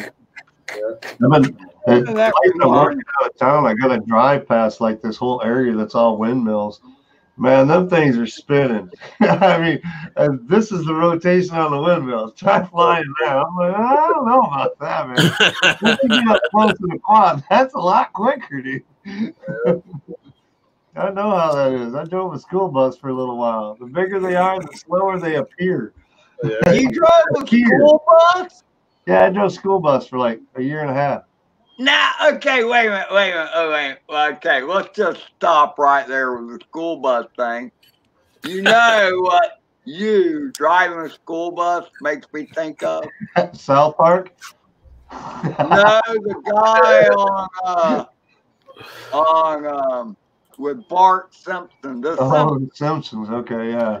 Oh, yeah. He was the best, dude. School bus driver. Yeah. Yeah. Dude, what was his name? I was trying to remember. Ah, I can't I remember. don't care for the Simpsons much. Otto. Oh, Yeah. no. There we go. Otto. I like to get Otto. Oh, Brian.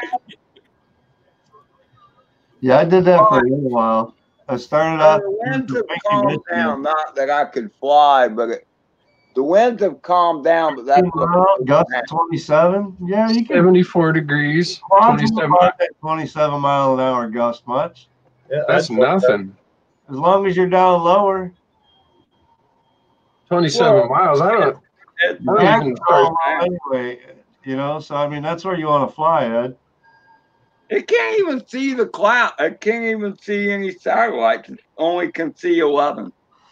Parker Russell in the house. Well, actually, about 25 mile an hour, I start to consider whether I should fly or not. Right. Well, steady wind. What I was saying, Rob, was that the winds have died down. They were much stronger. It was more like 20 to 30, 20 steady, 35 gusts or more. That's fucking weird because you're in Ryan's in Illinois and you're in Florida, and we've all been getting that strong ass wind. Yeah. Parker, I'm taking you to stay from all that tornado that hit Tennessee this week. That's crazy, man. That thing did some devastation through Tennessee. Oh yeah, I did see that. Tornado. Who was in the crane? That's what I was saying earlier, Rob, is that it certainly doesn't get as cold as any of you other fellas here get. Wait, where are you at, John? I forget. Idaho. Idaho. Yeah, But Idaho, I know freaking Idaho gets cold too. So I live in the warmest place, but there's good things and bad things about that. In that the front and they hit the hot air with the cold and they have a fight. Right. Okay? It usually causes high winds, whatever. We got and the same weather that affects me usually Ryan gets it first, but it makes its way down here. Sean gets it 3 days, 4 days before we ever do. Yeah.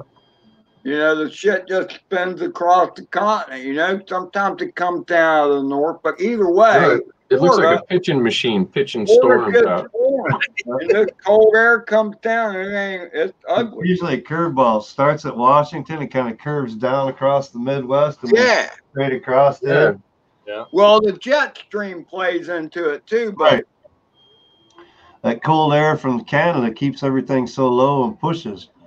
That's where it comes off the oceans and whatnot, and then it hits Canada and all that, and the cold in Canada pushes it down to us. Yeah. I got mountains to the east of me.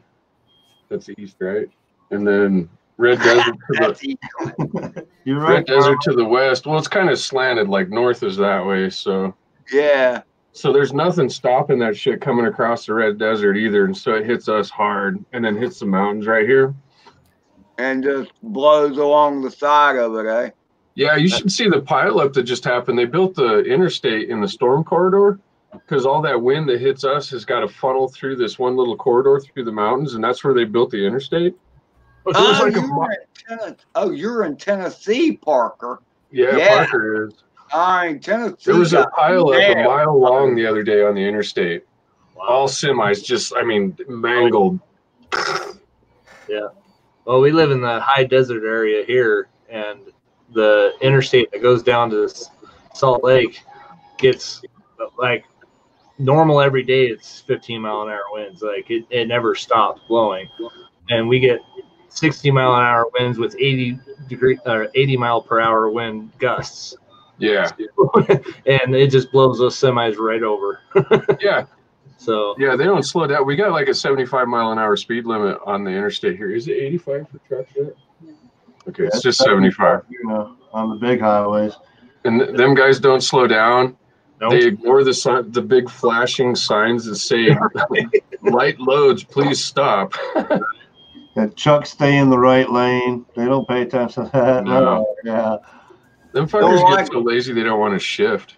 Yeah. Like in Tennessee, where Parker's at, there's to the east of Nashville, I think it is. I don't know where it came across, but there's like this town that over like the last, 30, 40 years has been nailed like 5 times hard. Right.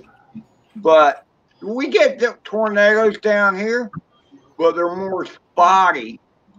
Whereas what they got in Nashville, man, that took out like a good block or so, man. What's going on, Asgard? Hey, Asgard. Hugh, how are you? Let me fix that administrative privilege there. Get you a wrench there, Hugh. Thanks for stopping in, buddy. Yeah, that's why you won't catch me moving to Kansas. I don't do the tornadoes like that. Michigan, a few here and there and whatnot, but we don't get much up here for that. I'd rather have the snow and the ice and 4 seasons and not have the tornadoes and the hurricanes and well, plus we have a lot less bugs too during the summer. Yeah. So that's the kind of way I look at it. Here, like this place will prove to you that there doesn't have to be a tornado. The wind can just blow that hard that it'll just scour the earth. Oh yeah. Yeah, we get I was trees. hearing one report of that Tennessee tornado. They said the one AutoZone, it like totally took the AutoZone, but left all the shelves and all the parts hanging. They were all still sitting on the shelves, but the building was gone. Wow. Damn, dude. I heard that the winds were like 165 miles an hour or something like that. Yeah, it was a big one. I mean, it was like Cat 5 crap. As far as hurricanes go, they're different. They call them, for tornadoes, the EF. Yeah. Yeah, they call it EF5. It's like, you know, like in the movie Tornado. And then for hurricane,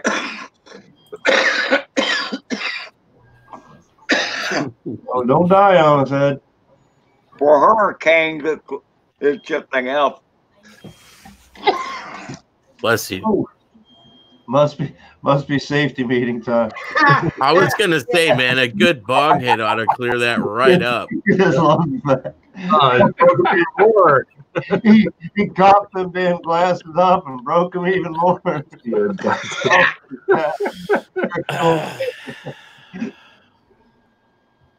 There once was a crooked old man who lived in a crooked old house. Oh, that's awesome. Just bend them back into shape and all is good. Oh, man. I watched the Wizard of Oz. They ain't moving to Kansas either. All right, this one's for you, Ed.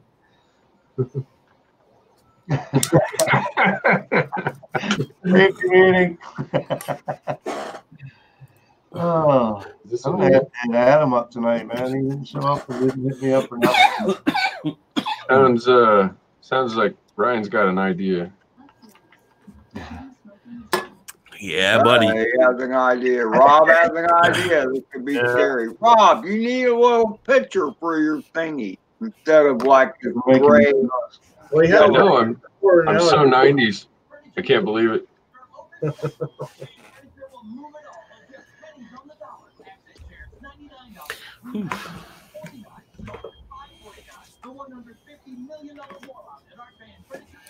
Man, that was a good one. I ordered an ash catcher for this piece, and I got it today, and it just made it that much better. I love this thing. I got this shitty green screen. Isn't that good enough for you, Ed? You want a picture of Yeah. No, the green screen was kind of cool. It kind of looked like the Matrix, Rob. I like that little setup he's got with the green lighting going on that picture and whatnot. It looks cool that way. The green and the purple and the blues and mixes up. That's probably just the blue, actually. It's kind of like he's hanging out at the Predator's house. On the solid wood that makes it purple. But it's strange. That's the computer I'm sitting on right now that you're looking at. I know. We're looking at the computer that he's looking at. Nice. It'd be the one to the left, right? You're right, our left. Yeah, I'm on the left. My wife's on the right. Yeah. And it's not working because it's really light on the other side of it. Like you can see the light shining through. You need light on the inside, not on the back side. I'm too lazy though. I'm waiting for the green screen yet. Just there's too many things that with quads and everything else, and if I show them on cam, the green screen acts so much. It's like, oh, it was like a pain in the butt shutting off the green screen to turn it back on. And yeah, you're right. It kind of does suck. Now the boss is blowing me up. Uh-oh. Come to work. Hey, man. Yeah, I'm over here doing a live stream. A live stream on YouTube. Yeah. Oh, Ooh, I don't know. My mom's supposed to be heading out of town tomorrow to go to the airport to go to California for like 11 days or whatever. And Sorry, partner. I was kind of planning on kind of hitting there and before she takes off out of town and whatnot. But so that should be your FPV name, whatnot. right. Hi, Naomi, give us a wave. Or anything, you know, that's not the. Hi. I was like, oh, we got time off, okay. And Mom was heading out of town, so I was like, yeah, I could do this. So I don't want to bail on that. Yeah.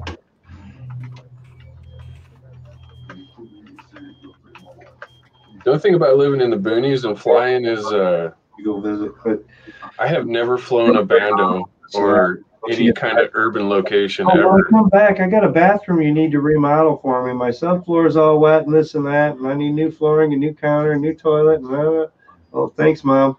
Hurry back now.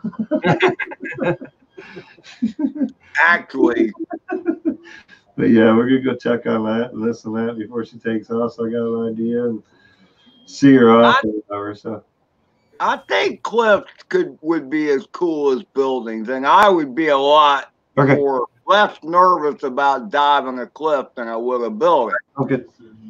Yep. I don't know about that because it does have a river at the bottom of it. Well, I know, but I mean, as far as people freaking out. Yeah. I mean, hey, can you imagine some guy who's in his office and all of a sudden he hears this? I think it'd be What the fuck was that? Don't worry, it's just a jumper. Yeah, right. That's just a jumper. Well, that may be true if there's a lot of stock investors in the building. That's the one you do it at. Is you just dive that tower and just get everybody going. They hope to catch a jumper, huh? Yeah. Do like what's his name, Jourdan does with the guy falling in the parachutes, except it's just a guy free falling. Right. Then you could play the song. Who's the guy? It's the guy with the big nose, Tom Petty. The song "Free Falling." There you Free falling. Yeah, exactly. I like Tom Petty. My wife doesn't. She doesn't like his voice. Shut up, Alexa. She doesn't like Dwight Yoakam either, though. It's his voice. Fucking love Dwight Yoakam. I love getting high to Dwight Yoakam, man. I'm not really a Tom Petty fan either. To me, it was I just more the can't handle lyrics it. than The crybaby. music. But yeah, he had that whiny kind of sound.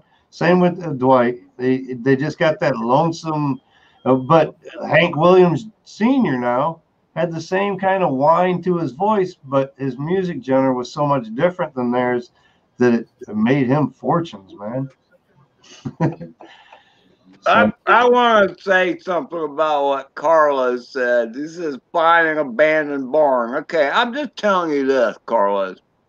Down here in Florida, you might find what looks like a perfectly abandoned barn, but then someone shows up with shotguns and says, "What the hell are you doing here, boy?" Right. I guess I can't say I haven't flown a bando because I got bandos on my own property. So Well, see, that doesn't count. yeah, I can't fly inside of them though. Well, that just means he can't get kicked out of the property for flying them. Yeah, so it's less risky, less fun. I get it. Still plenty of reward. Yep. Well, see, if you have a shoe in like that, Parker, then it's cool. I can get that.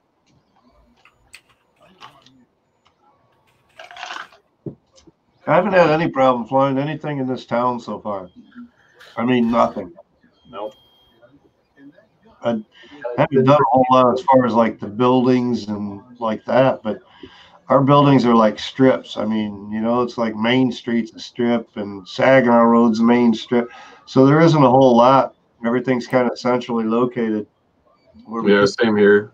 I'd have to go downtown. Off to the side, that's a cool building or something to fly, except for maybe some churches or something.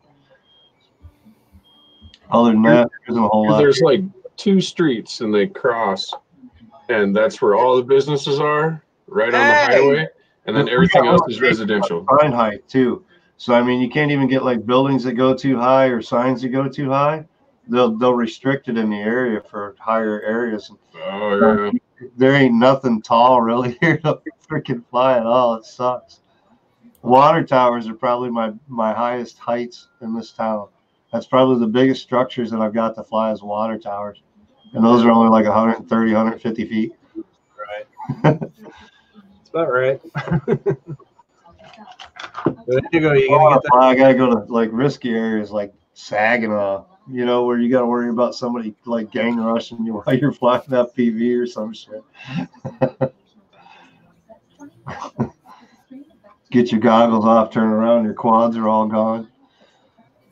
Hey Rob, I think it's trying to tempt you. Yeah, dude, I'd be so down. Me and Adam talked about we've got like like the fairgrounds here in Saginaw by him, close to him actually. They've got it's only like 20 minutes for me, but the fairgrounds has got like an old like horse track or some shit like that out there, and it's all bandoed and everything else. So we could fly out there, but it's only like 1 or maybe 2 stories, if that, and it's all overgrown, and the area that it's in is like probably one of the worst parts of Saginaw to be in. And we'd be like, dude, we're gonna have to take a ghetto car, lock that shit up. Exactly how I mount mine. Yeah. Jeffrey style, what's going on, buddy? He's tempting me, but he's also, I think he's gonna buy one too. Yeah. I like that. Between the Emacs and that. The curves on it and everything else seem cool for battery strapping and I don't like that.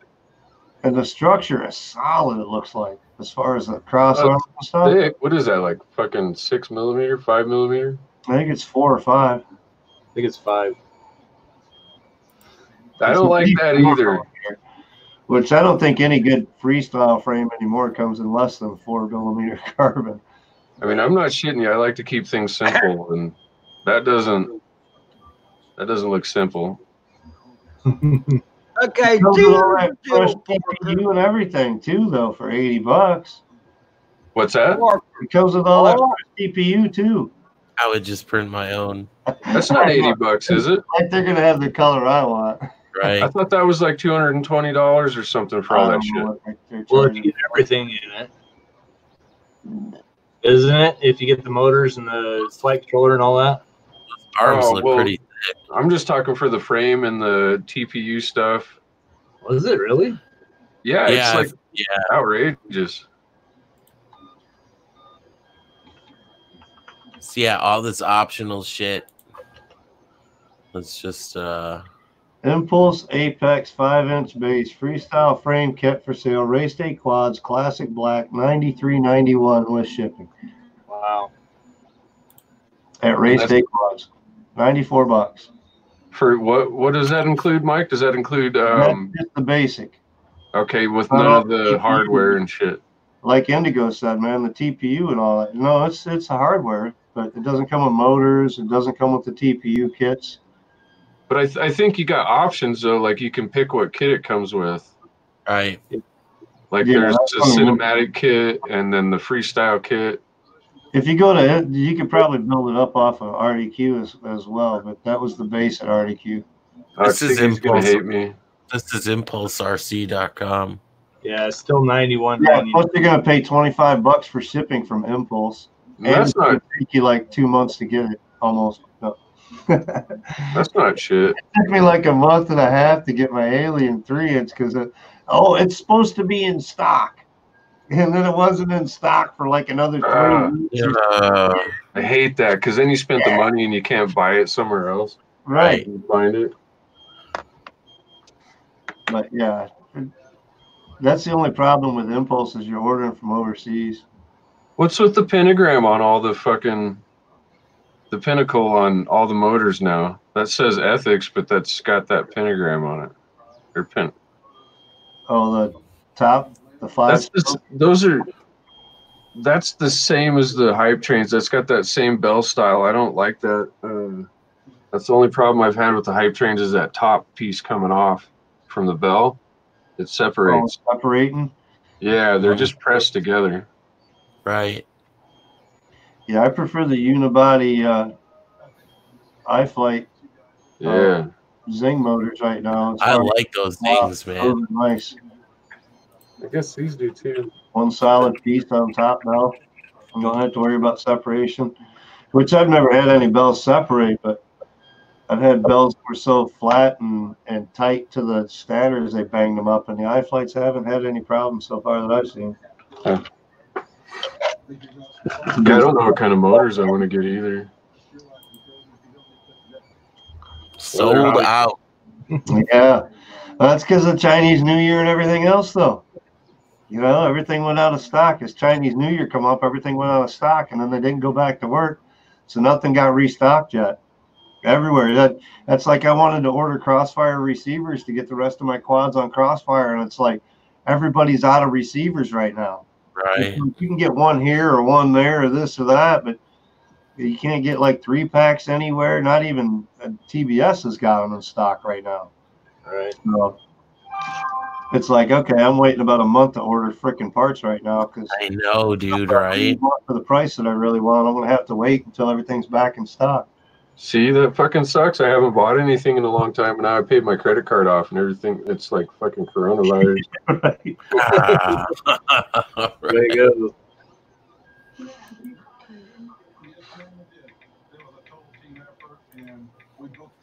Yeah, I like these things, man. I'm telling you, I really love these hyper lights. Yeah. I wish the KV wasn't so high, like a 2207.5 and these are the 2522s. The one step down in KV I think would be really sweet because these I get 3 minutes of battery on these. Wow. I really like them, but I don't like that KV. Man, I like the torque though. I mean, you can do. God, I love that. Right. I love that low end torque. For the hype trains, you know, they're meant to be clipping the whole time. These things you can like dead stop and then just.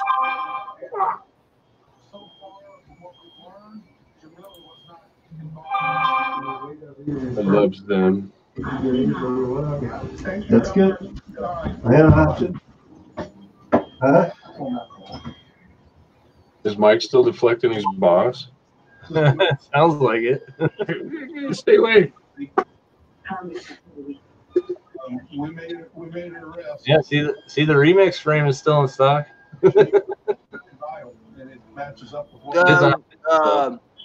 Jeff was talking about the Zing motors, and I kind of like to put new batteries on. I mean, new motors on Mad Dog 1.2. I mean, believe me, they've been rode hard and put up wet. At least somebody cared enough to try to go out there and figure out. Oh shit! There's a lot of different motors out right now. It's really hard to choose. Yeah, it is hard to. That's my weakness is having to make a choice. Yeah. Yeah. So I don't know if you guys have been watching any of the DRL tryouts and tournaments and stuff, but Tuesdays and Thursdays, Tuesdays at 3:30 Eastern and Thursdays at like 9:30 Eastern, I've been running tournaments, and the top person from each tournament gets into the top 12 to be into the tryout to get into the DRL itself. So you got to go onto the DRL sim and play that and get into the tryouts. You get your qualifier there. And if you qualify in the top 24, then you can get into the tournament for the night and race in the tournament. If you win the tournament, it secures you a seat to race off to get into the DRL league itself. That's awesome, isn't it? So That's cool. to be able to fly a sim and get in at a chance for $100,000 contract at the end of the year. Think about that. If you're looking to get into droning and you like racing, that might be your spot. I've been watching. It ain't free. they've got viewer awards going as well. So if you just want to watch like I do, I've been going, and you text in DRL Sim Live on their Twitter hashtag and view, and it enters you in for $100 drawing, and they give out like $300 each tournament night. So far they've given out like a grand or some shit like that. I don't know. But I won my $100 so far. So, but you can win multiple times too. So, fucking Ed's glasses. I'm making sure I hashtag every night, Tuesday or Thursday. Go for $100. I'm still waiting on the $100, but it's supposed to be in the mail. Yeah. I'm assuming it's a Visa card or some shit, you know. But hell, $100 for free. I only hashtagged it once that night, but I won. I still won. So Jeffrey Styles is right.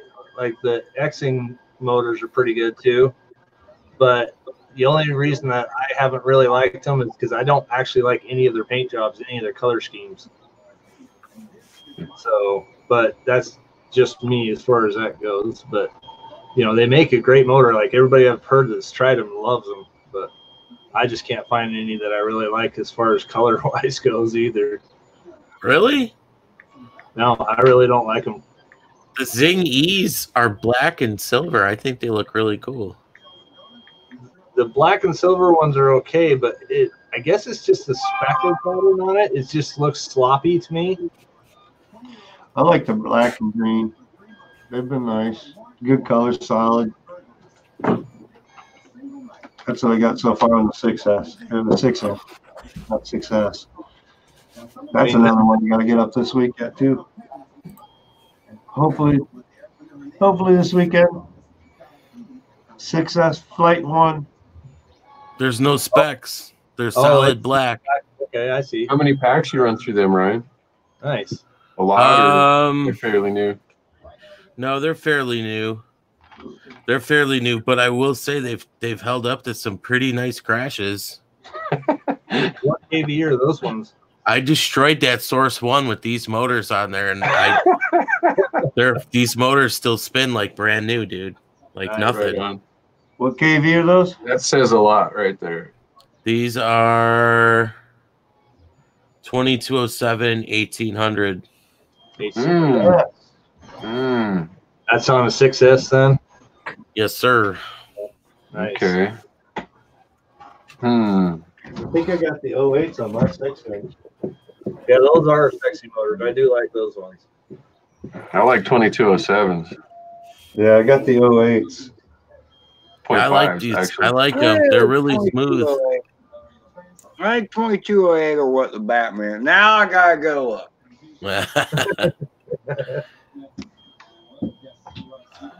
Yeah, I haven't even flown this yet. I can't wait to fly this.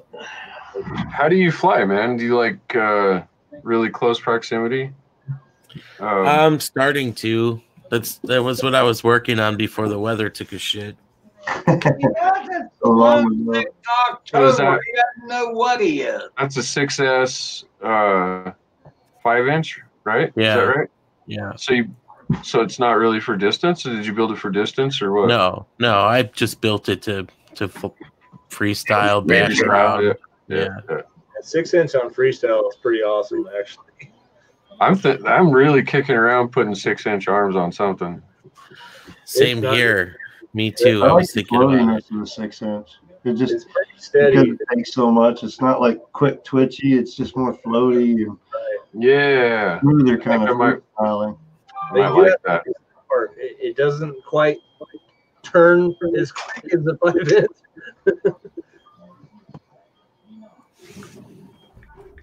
I mean, it'll do it. You just have it's a little bit more movement of the stick than normal. What do you think this weighs with the battery and GoPro on it? 470. Way off. I can't even like 300, less than 300. 700 on the nose. Oh wait, 300. What am I thinking? That's not bad. 700 on the nose. The Source 1 is 748. 48. Wow. Yep. That's a heavy one. Yep. It I felt can't even heavy. remember what mine are. It felt heavy yesterday. I got to turn it up. I got to turn the rates up a little bit. This was a super light quad. I never lower the speed of the spin or whatever. 6-inch, you probably want to have a little bit faster. Simple that is. Road a little bit quicker than right. If There's you're not hardly shit in there. This is my lightest quad. This Alien. What is that? I can't remember what it is. 6 something, 628 maybe. Yeah. Yep. I do know the Aliens weigh just a little bit more than most of mine, but yeah, the Alien frame is heavier than the Reverbs, but it's because of the motors. Actually, is the weight difference, or why these are so much lighter than my Reverb is. MSR was where. I don't know, man. I mean, the weight thing, I kind of go back and forth on that because I don't really care. no. Okay. As long as it gets in the air. I mean, that's what I'm getting at. I like a little weight. You can tune it to it, so. I mean, I guess it takes getting used to. I mean, because I don't fly that many 5-inch. I only have like 2 different 5-inch birds that I fly. And the difference between Ed, this is like I just told you, this quad is lighter than my Reverb is, but the difference in flying, like when you pop up with the Reverb, it's like you're sailing. It just keeps going. Yeah. Whereas the Alien, you kind of pop up and you know it's coming right back down. You got that weight. yeah, because it doesn't have the weight on it. Yeah. You know what? It can only be aerodynamics because this is a lighter quad than this. But when you're flying it, this feels like light as a feather. I mean, you pop it up, it just you'll hang forever, you know. Well, I mean, that's what I'm getting at because either. That's not the like more weight you have. Float and this and that, you know, your feed forward and all that, so that you get more float time and whatnot. That's none of that because it's all KISS too. So it's all KISS one, like yeah. Tuning thing. Here's the deal with the weight on the quad.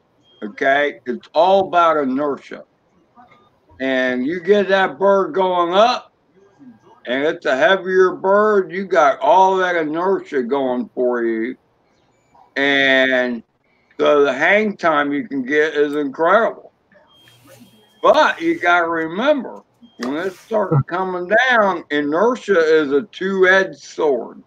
And when it starts coming back down, if you still have no throttle and haven't come back upright, it's going to keep picking up speed. You know, so it takes more energy to overcome that downward inertia. So the inertia works, but you just got to know how to play it.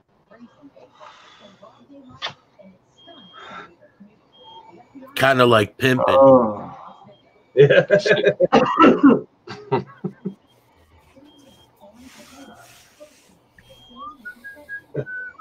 I think you're talking about centrifugal force, right? No, it's, that's kind of different. I guess. Must come down. Inertia is. Well, that's law of physics, right? Inertia is mass that's traveling at a certain speed in a certain direction, and it is a tendency for that mass to keep going in the same direction. So if it's object in motion will remain. Newton's law of motion by centrifugal force. Yeah, Newton's laws of motion. Yeah, that's good. I mean, the centrifugal force is when you're going around in a circle with a tight bank. Right. Yeah, you're right. Further. Yeah. That's how the cream separator works, is centrifugal force. That get that little cone in there spinning really fast and pour the milk in, and it pushes cream to the outside, you know. Right. Spin a 5-gallon bucket around your head and never spill a drop. Yeah.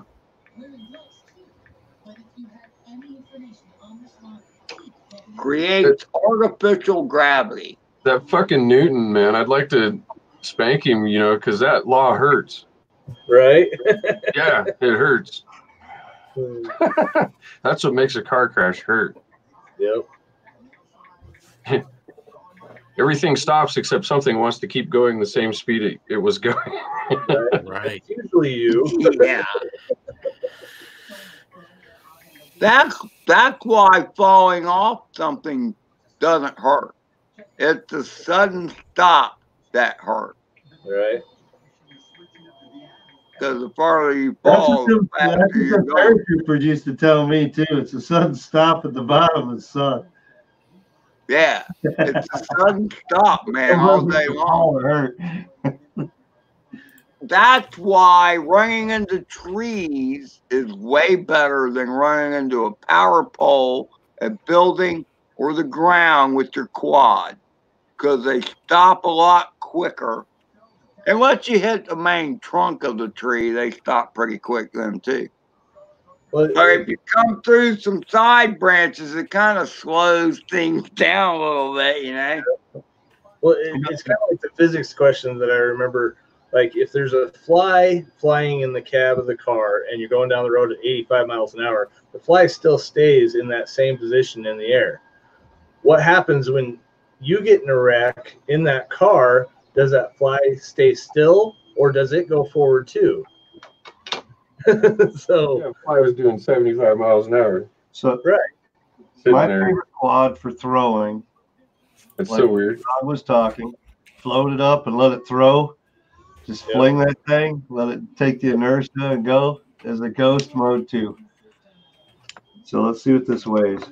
Who makes the Ghost now? Is that This is RC Addict's version, which it's the same 334.3 grams as it sits right now. 343. That's a 6S rig. Wow. Under 400. Yeah, that's nuts. Yeah, That's you the can one get- that made the Ghost Mode 2. It's a break off of the floss. It was his version of the floss. He didn't quite like how the floss was or certain things that he wanted to change, so he worked with Kebab, changed it, and made the Ghost. This is the Mode 2 frame, a V2. But single arm, or actually this is boomerang arms. So they're one piece for 2 arms, front and back. Mhm. And then it's small. It's pretty compact. Look at that. Yeah, it It looks. seems so Yeah. high profile. Look at the angle on that camera. That's Look 30, at it again, Mike. Look at the fucking angle on that camera. That's easy. this is a racer. This is a Look, racer I rig. thought I was looking. Okay. But yeah, Okay. that's about my normal right there, between So 20 and 30. what do you think that is? Is that 35 or 40 degrees? That's 30-degree angle. it's goddamn near flat? That's a 30. That cam angle's 30 degrees. Oops. Yeah, that's Rob, Damn, Rob. 25 maybe, if that. yeah. I do Yeah, I 30 all mine. Rob's low angle. But it's Slow ride here. a freestyle though, you know? If you get too fast in freestyle, racy style, I found that your freestyle fails and you crash more. Right. If you keep it down low and just work within that cam angle and smooth your freestyle out, you'll get better flow and tricks to it that way. Those were the quad box hype trains, right? On that 6S, yeah. Yeah. Jeff Freestyle says he's having problems with his. Yeah, I haven't flown them yet, Jeff. I have not flown that quad yet. Plummet was Quad box supposed to gave come out a couple weeks ago. Make motors. it all figured out, OSD, this and that, tweaked out with this Falcor and all that crap, and he hasn't made I'm it. almost out of hype trains. I am out of hype trains, actually. Yeah, those came in the quad box. It was like $134 worth of motors we got for free. I know, Wow. that was pretty awesome. $134. That's what the value they said. Right. Still good Never motors. got motors. And they're the blaster style, so they're replaceable. That's the best thing. Right. I don't know. They felt really smooth. I think I have to turn my rates up a little bit because I went to punch it and I just didn't feel like I had the power that it should have had. Right. Yeah, I haven't even flown a 5 or a 6S pack. And so that's my first 6S rig. I don't even own a 6S battery. Awesome. So, yeah, this will be that's my spring fling right there. It's my Ghost Mode 2 was like the first like freestyle race kind of frame that I ran, and I loved it so much that I bashed it out for. I've been eating them down for 2-3 years now on the Ghost Mode 2. My first one lasted probably 6 months before I ended up having to replace an arm on it even for a race frame, and I ran it as a freestyle. So it held up quite a bit. So I've stuck with them. Now the arms back then were single arms. Now they're a boomerang arm, so it's supposed to be a little bit more rigid. So I haven't flown the Ghost Mode 2 V2 yet a whole lot. I think I did 4 or 5 flights on it before I decided it was going to go to a 6S rig. So now it's flight 1 instead of beta flight. It's on 6S instead of 4S. Nice. So Nice. it's going to be a whirl crazy fast. I can't wait. That's going to be fast. Yeah, it's going to be a competitor with my Diatone frame. I think so too. I think it's 6S capable, and that thing runs like 120 miles an hour already. So it'll be crazy fun. I'd like to say something about what Jeff is talking about. Dropping out of the air when my voltage gets close to landing. Do you have beta plates that right? This really does not relate to just 6S. I've noticed this in 4S as well. And on a higher C battery, that higher C battery will allow it to keep voltage, but then all of a sudden when it starts dropping, that shit's gone. Okay. Now, from my understanding, the difference between 4S and 6S. 6S, you have all the power of a 4S up until the very end of the battery, and then it's gone. Whereas a 4S, you sag out.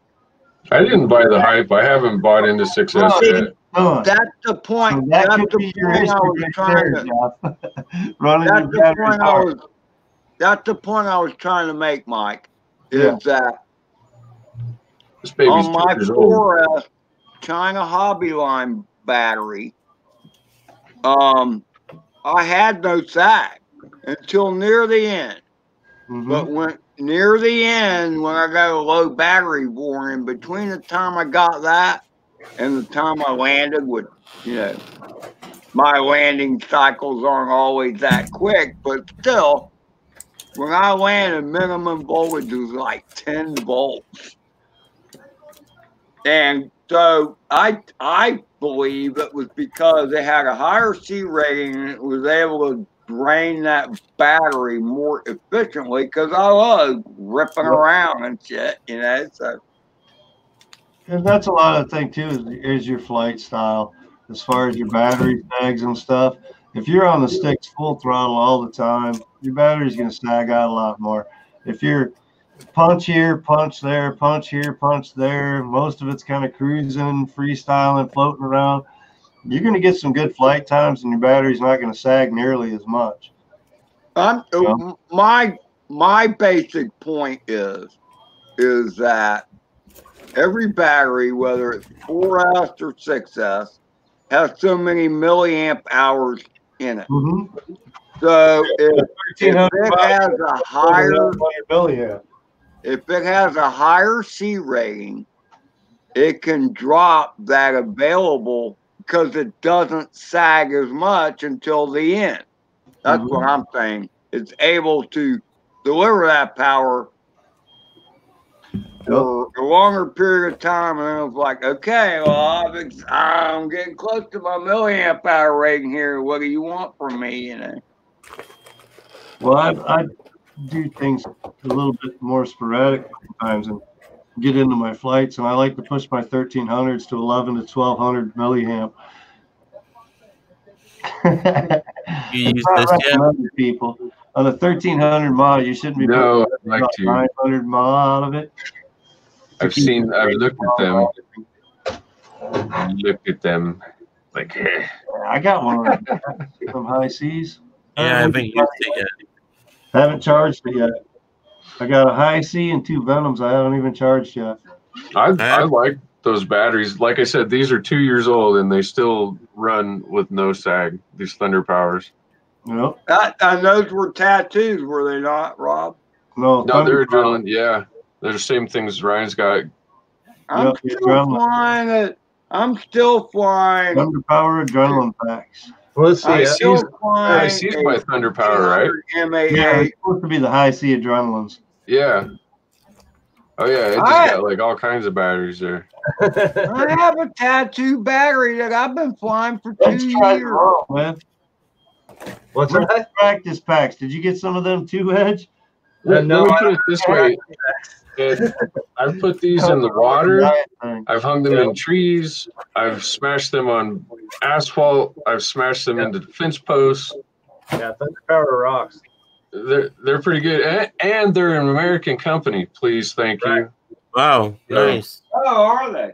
Yeah, So you'll always be able to get those. yeah.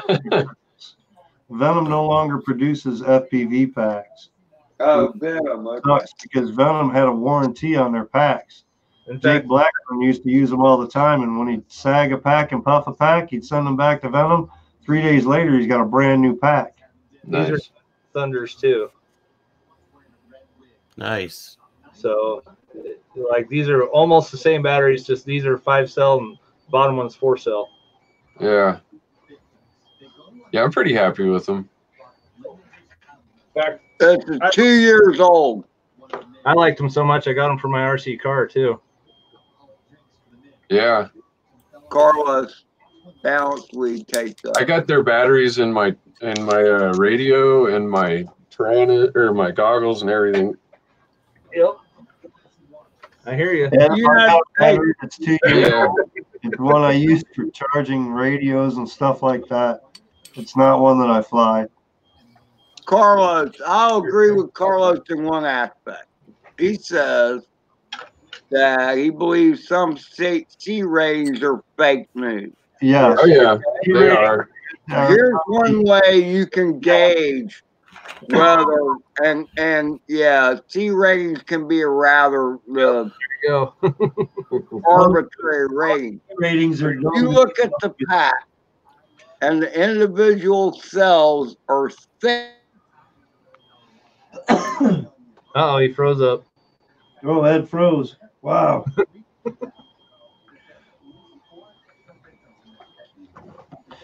But I will say, like, That's a worn pack right there, though, boys.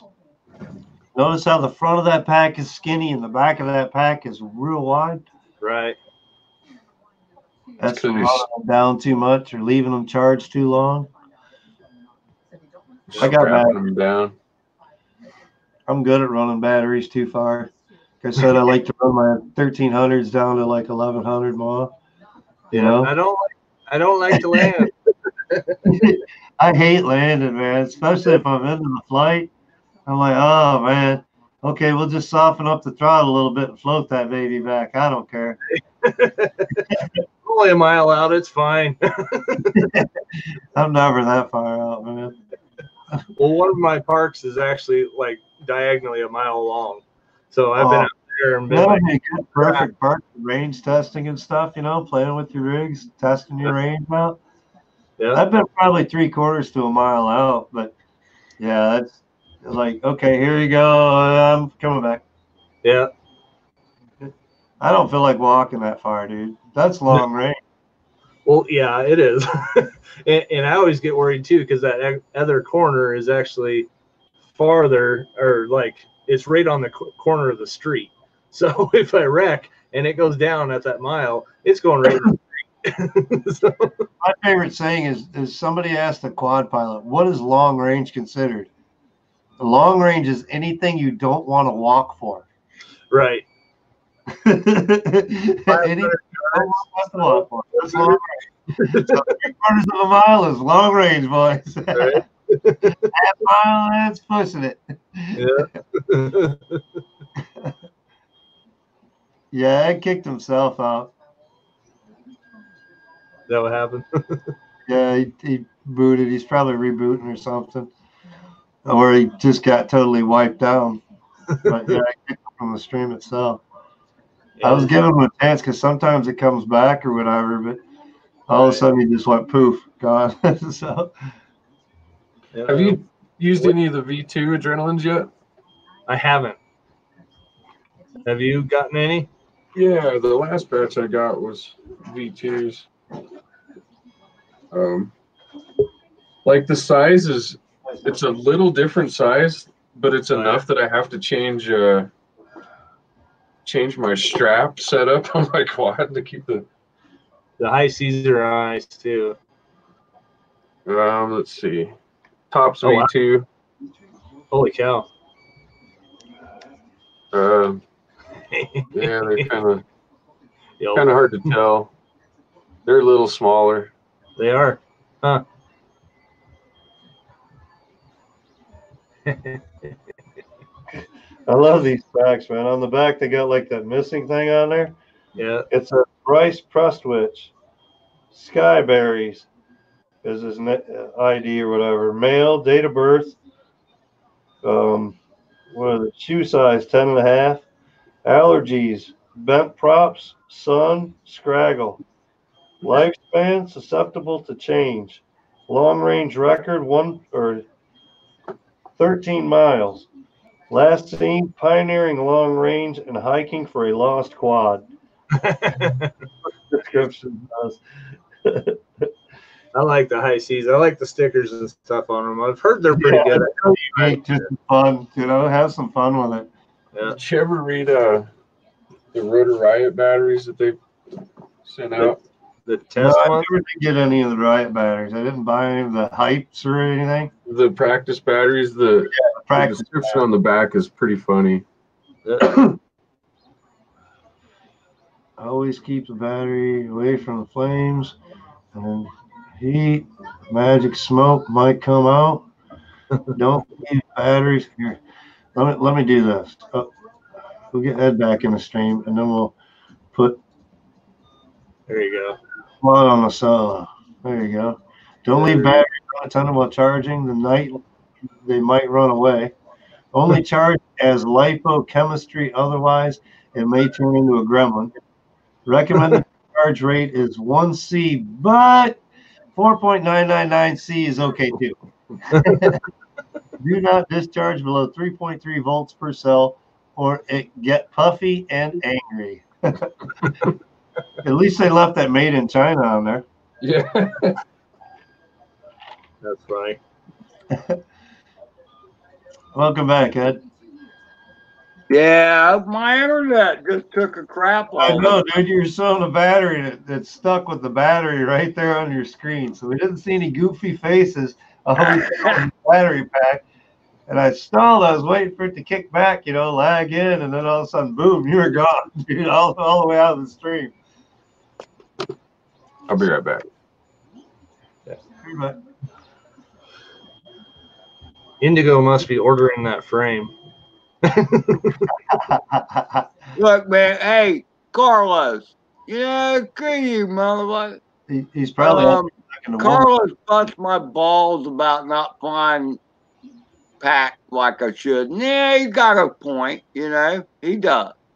I'm wondering when. But at the same time, I ain't going out there and flying 30 packs in a weekend. I ain't built for it. Why not? I don't know. You know what it is. I'll tell you what it is. And really, this has nothing to do with Carlos, because Carlos could fly solo all the damn time. Yeah. So do I. But I mean, it's just like you, Mike. Okay, how often do you go to a place just by yourself that's different? Usually you meet up with Adam and then y'all get together and do it. Yeah, usually if I'm by myself, I'm going to a place that I know. Just because it's more susceptible to time. You get into it, people aren't going to be there, I pick and choose. But yeah, if I'm flying by myself and I'm going into town and I'm going to burn a long set of packs or whatever, I go to a park that I know nobody's going to be bothered with me. So like Emerson, that type of thing where we do all the trees and that, I'll stick to that because I know nobody's over there. That's going to be my best chance for a long day to be able to get some packs in. So finding a new spot, you never know who's going to be around. You don't have a spotter to keep an eye out on people, you know, coming out of the woodwork in places you don't know. Coming out of the woodwork. It's definitely better to fly alone in a spot that you know. Yep. Yeah, I never been able to go considering through FPV legally, we're supposed to have a spotter with us. You know. Well, okay. Under the current rules, and somebody pointed this out. I don't know who it was, but under the current rules, a spotter is suggested. Yes. Not required. Huh? It's not required. Just as it's just suggested.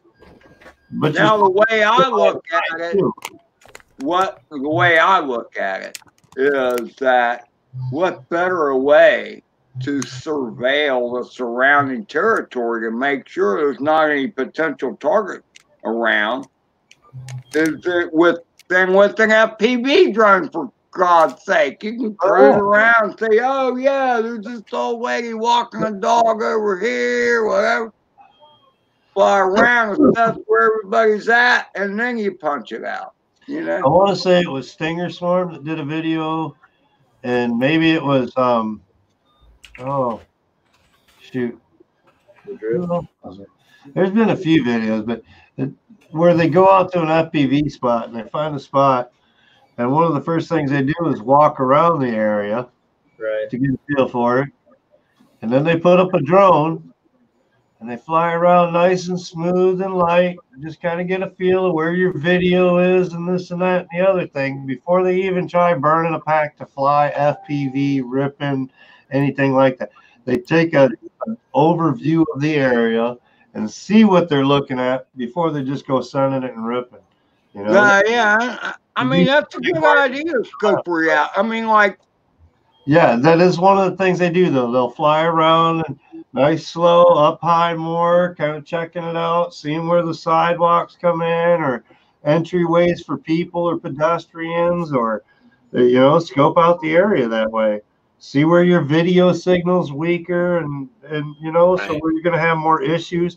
It's good to do that so that when you are by yourself, you don't have to worry about, oh, my video's shitty here, but I'm going to send it and, oh, damn, I didn't check that walkway over there. And now you just hit a person because your video cut out at the wrong time. Or so it's always good to check the areas like that. You know, here's the deal with that is that that's why I love where I fly, my backyard, is like I have no worries. If I run into somebody out there, they ain't supposed to be freaking out there in the first damn place. Well, see, that's more reason why we should go back to what we were talking about, burning 30 packs on a Saturday, Ed. You should have no problem burning 30 packs on a Saturday. You ain't got any distractions but your own. Yeah, well, sometimes the landlord walks up. You know, it's funny though that you say that, because Indigo's talking about the people being distractions, and yes, they are. And it was like, what was it? It was Monday. My landlord calls me up. Oh yeah, Ron has a spring, and she just got a drone. Can you show her how to work it? And so I walked out there. I didn't even carry anything out with me. I just went out there to see what was going on, because what I was expecting to see was some kind of toy drone still in a box with no batteries in the radio controller. She bought some in the yard sale. The battery's not charged. No, she had all that set up. She forgot the damn cord. That connected her phone to the. Yeah, you gotta link it to the radio. She didn't have that cable, and it's a unique, but it looks like a Mavic. But anyway, so I went out there and assessed the situation. She couldn't fly, so then I brought out the race quad. And I tell you, you know, like, I actually kept this footage because I edited a little bit of it today.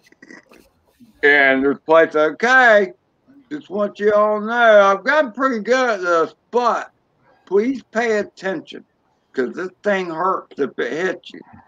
Yeah. Well. So, you know, just pay attention.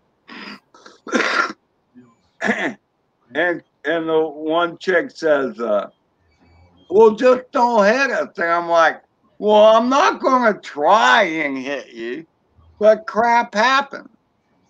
There you go. There you go, Ed. Is that the one? And it looked very much like that. Yeah. Well, it's fine. And then I let her fly the Hudson, and then I made her crash it. Made her crash the Hudson, huh? Well, no, it was funny, Mike, because like, okay, how do I land this thing? I said, well, we could just do this, and I flipped the switch for return to home. Well, apparently it thought return to home was in the middle of this tree, so that's where it went. And, you know, it was kind of funny because I had an attitude adjustment. I mean, you know, I wouldn't have flown that day at all, you know, except my landlord called me, so I felt obligated to go out there. So I kind of, she still had the radio in her hand, the controller, but I just reached over and flipped the switch. And then I watched dumbfounded. I can't wait. I was wanting to see if it would recover and not go into the tree. That was not the case. So anyway, it tumbled its way down. It did make it all the way to the ground, so and then I disarmed, but it was okay. But, you know, and I should have told her. I'm like, I should have told her. I've only flown this thing like 5 freaking times. Okay, because it's a Hudson. The only redeeming quality of it is it does transmit in 5.8 gigahertz. Which yeah, so you can get the Wi-Fi to your goggles and stuff. Yep.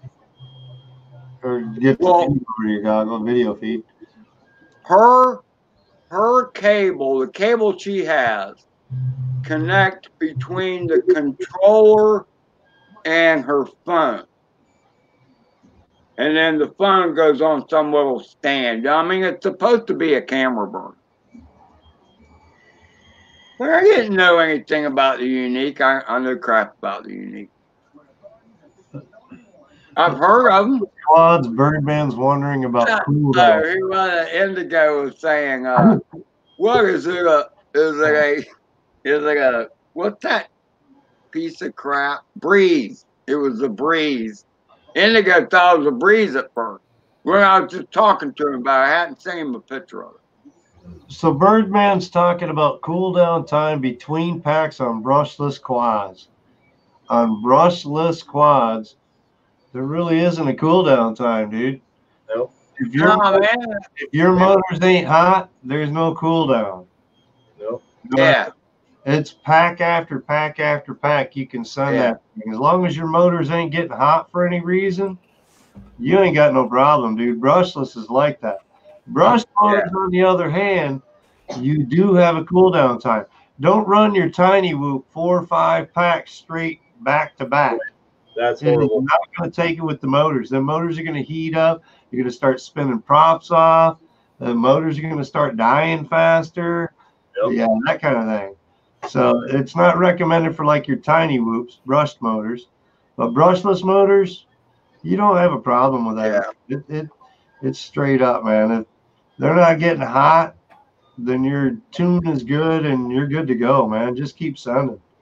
If your motors are too hot, your quad back to back before I stop before, you know. If a brushless motor is getting warm, then either you have too high prop pitch on your prop, or the pins are set wrong. Well, yeah, brushless. And to be fair, too, he might be thinking about RC cars because those brushless motors do get very hot. No, those are a little different. They don't have the cooling capabilities. Our motors are sitting out on the arms, are always cooling this and that. Yeah, they're always catching a prop wash, whereas an RC exactly. all that air. So it does heat up a lot more because it's putting a lot of friction with the RPMs and everything else. But yeah, with the quads, it's not that problem. No, you got It air should be. cooling. You should get a little warm. But really, I mean, really, the only thing I ever worry about getting warm is charging the battery before it's properly cooled down. Your best thing to keep cooled down a little bit. If they start That's what I thought he was talking about. I was going to say I wait till mine aren't gooey anymore. It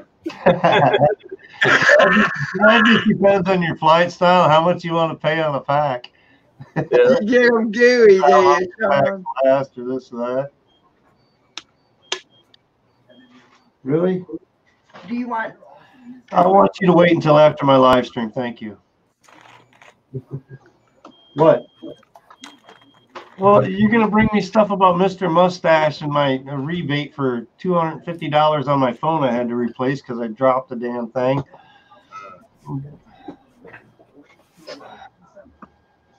She waits till the last minute, waits till I'm live streaming to get on there and actually do the damn thing. She's had 2 days to do it already, where we've sat around all day today. She didn't do it then. Right. Now she's going to wait till I'm on live stream and then have to ask me questions. Cheers, people. Sounds about right, dude. Time, yep. That's why I married her, because she's taking care of shit.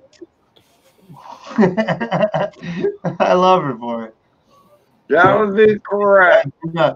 man. I married her 23 years ago. I said I love her then. If anything changes, I'll let her know. Right.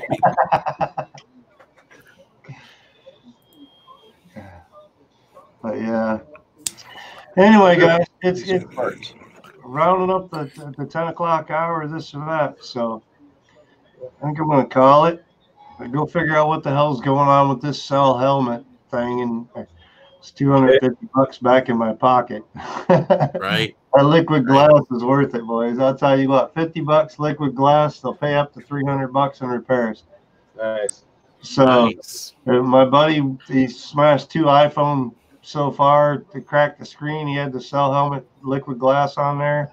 It was like a week, and he had his $100 back in his pocket, no questions asked. So Nice. I like it. Saved me $250 hopefully this week, but Right. sounds like I need to get to it and figure out what the hell she really wants.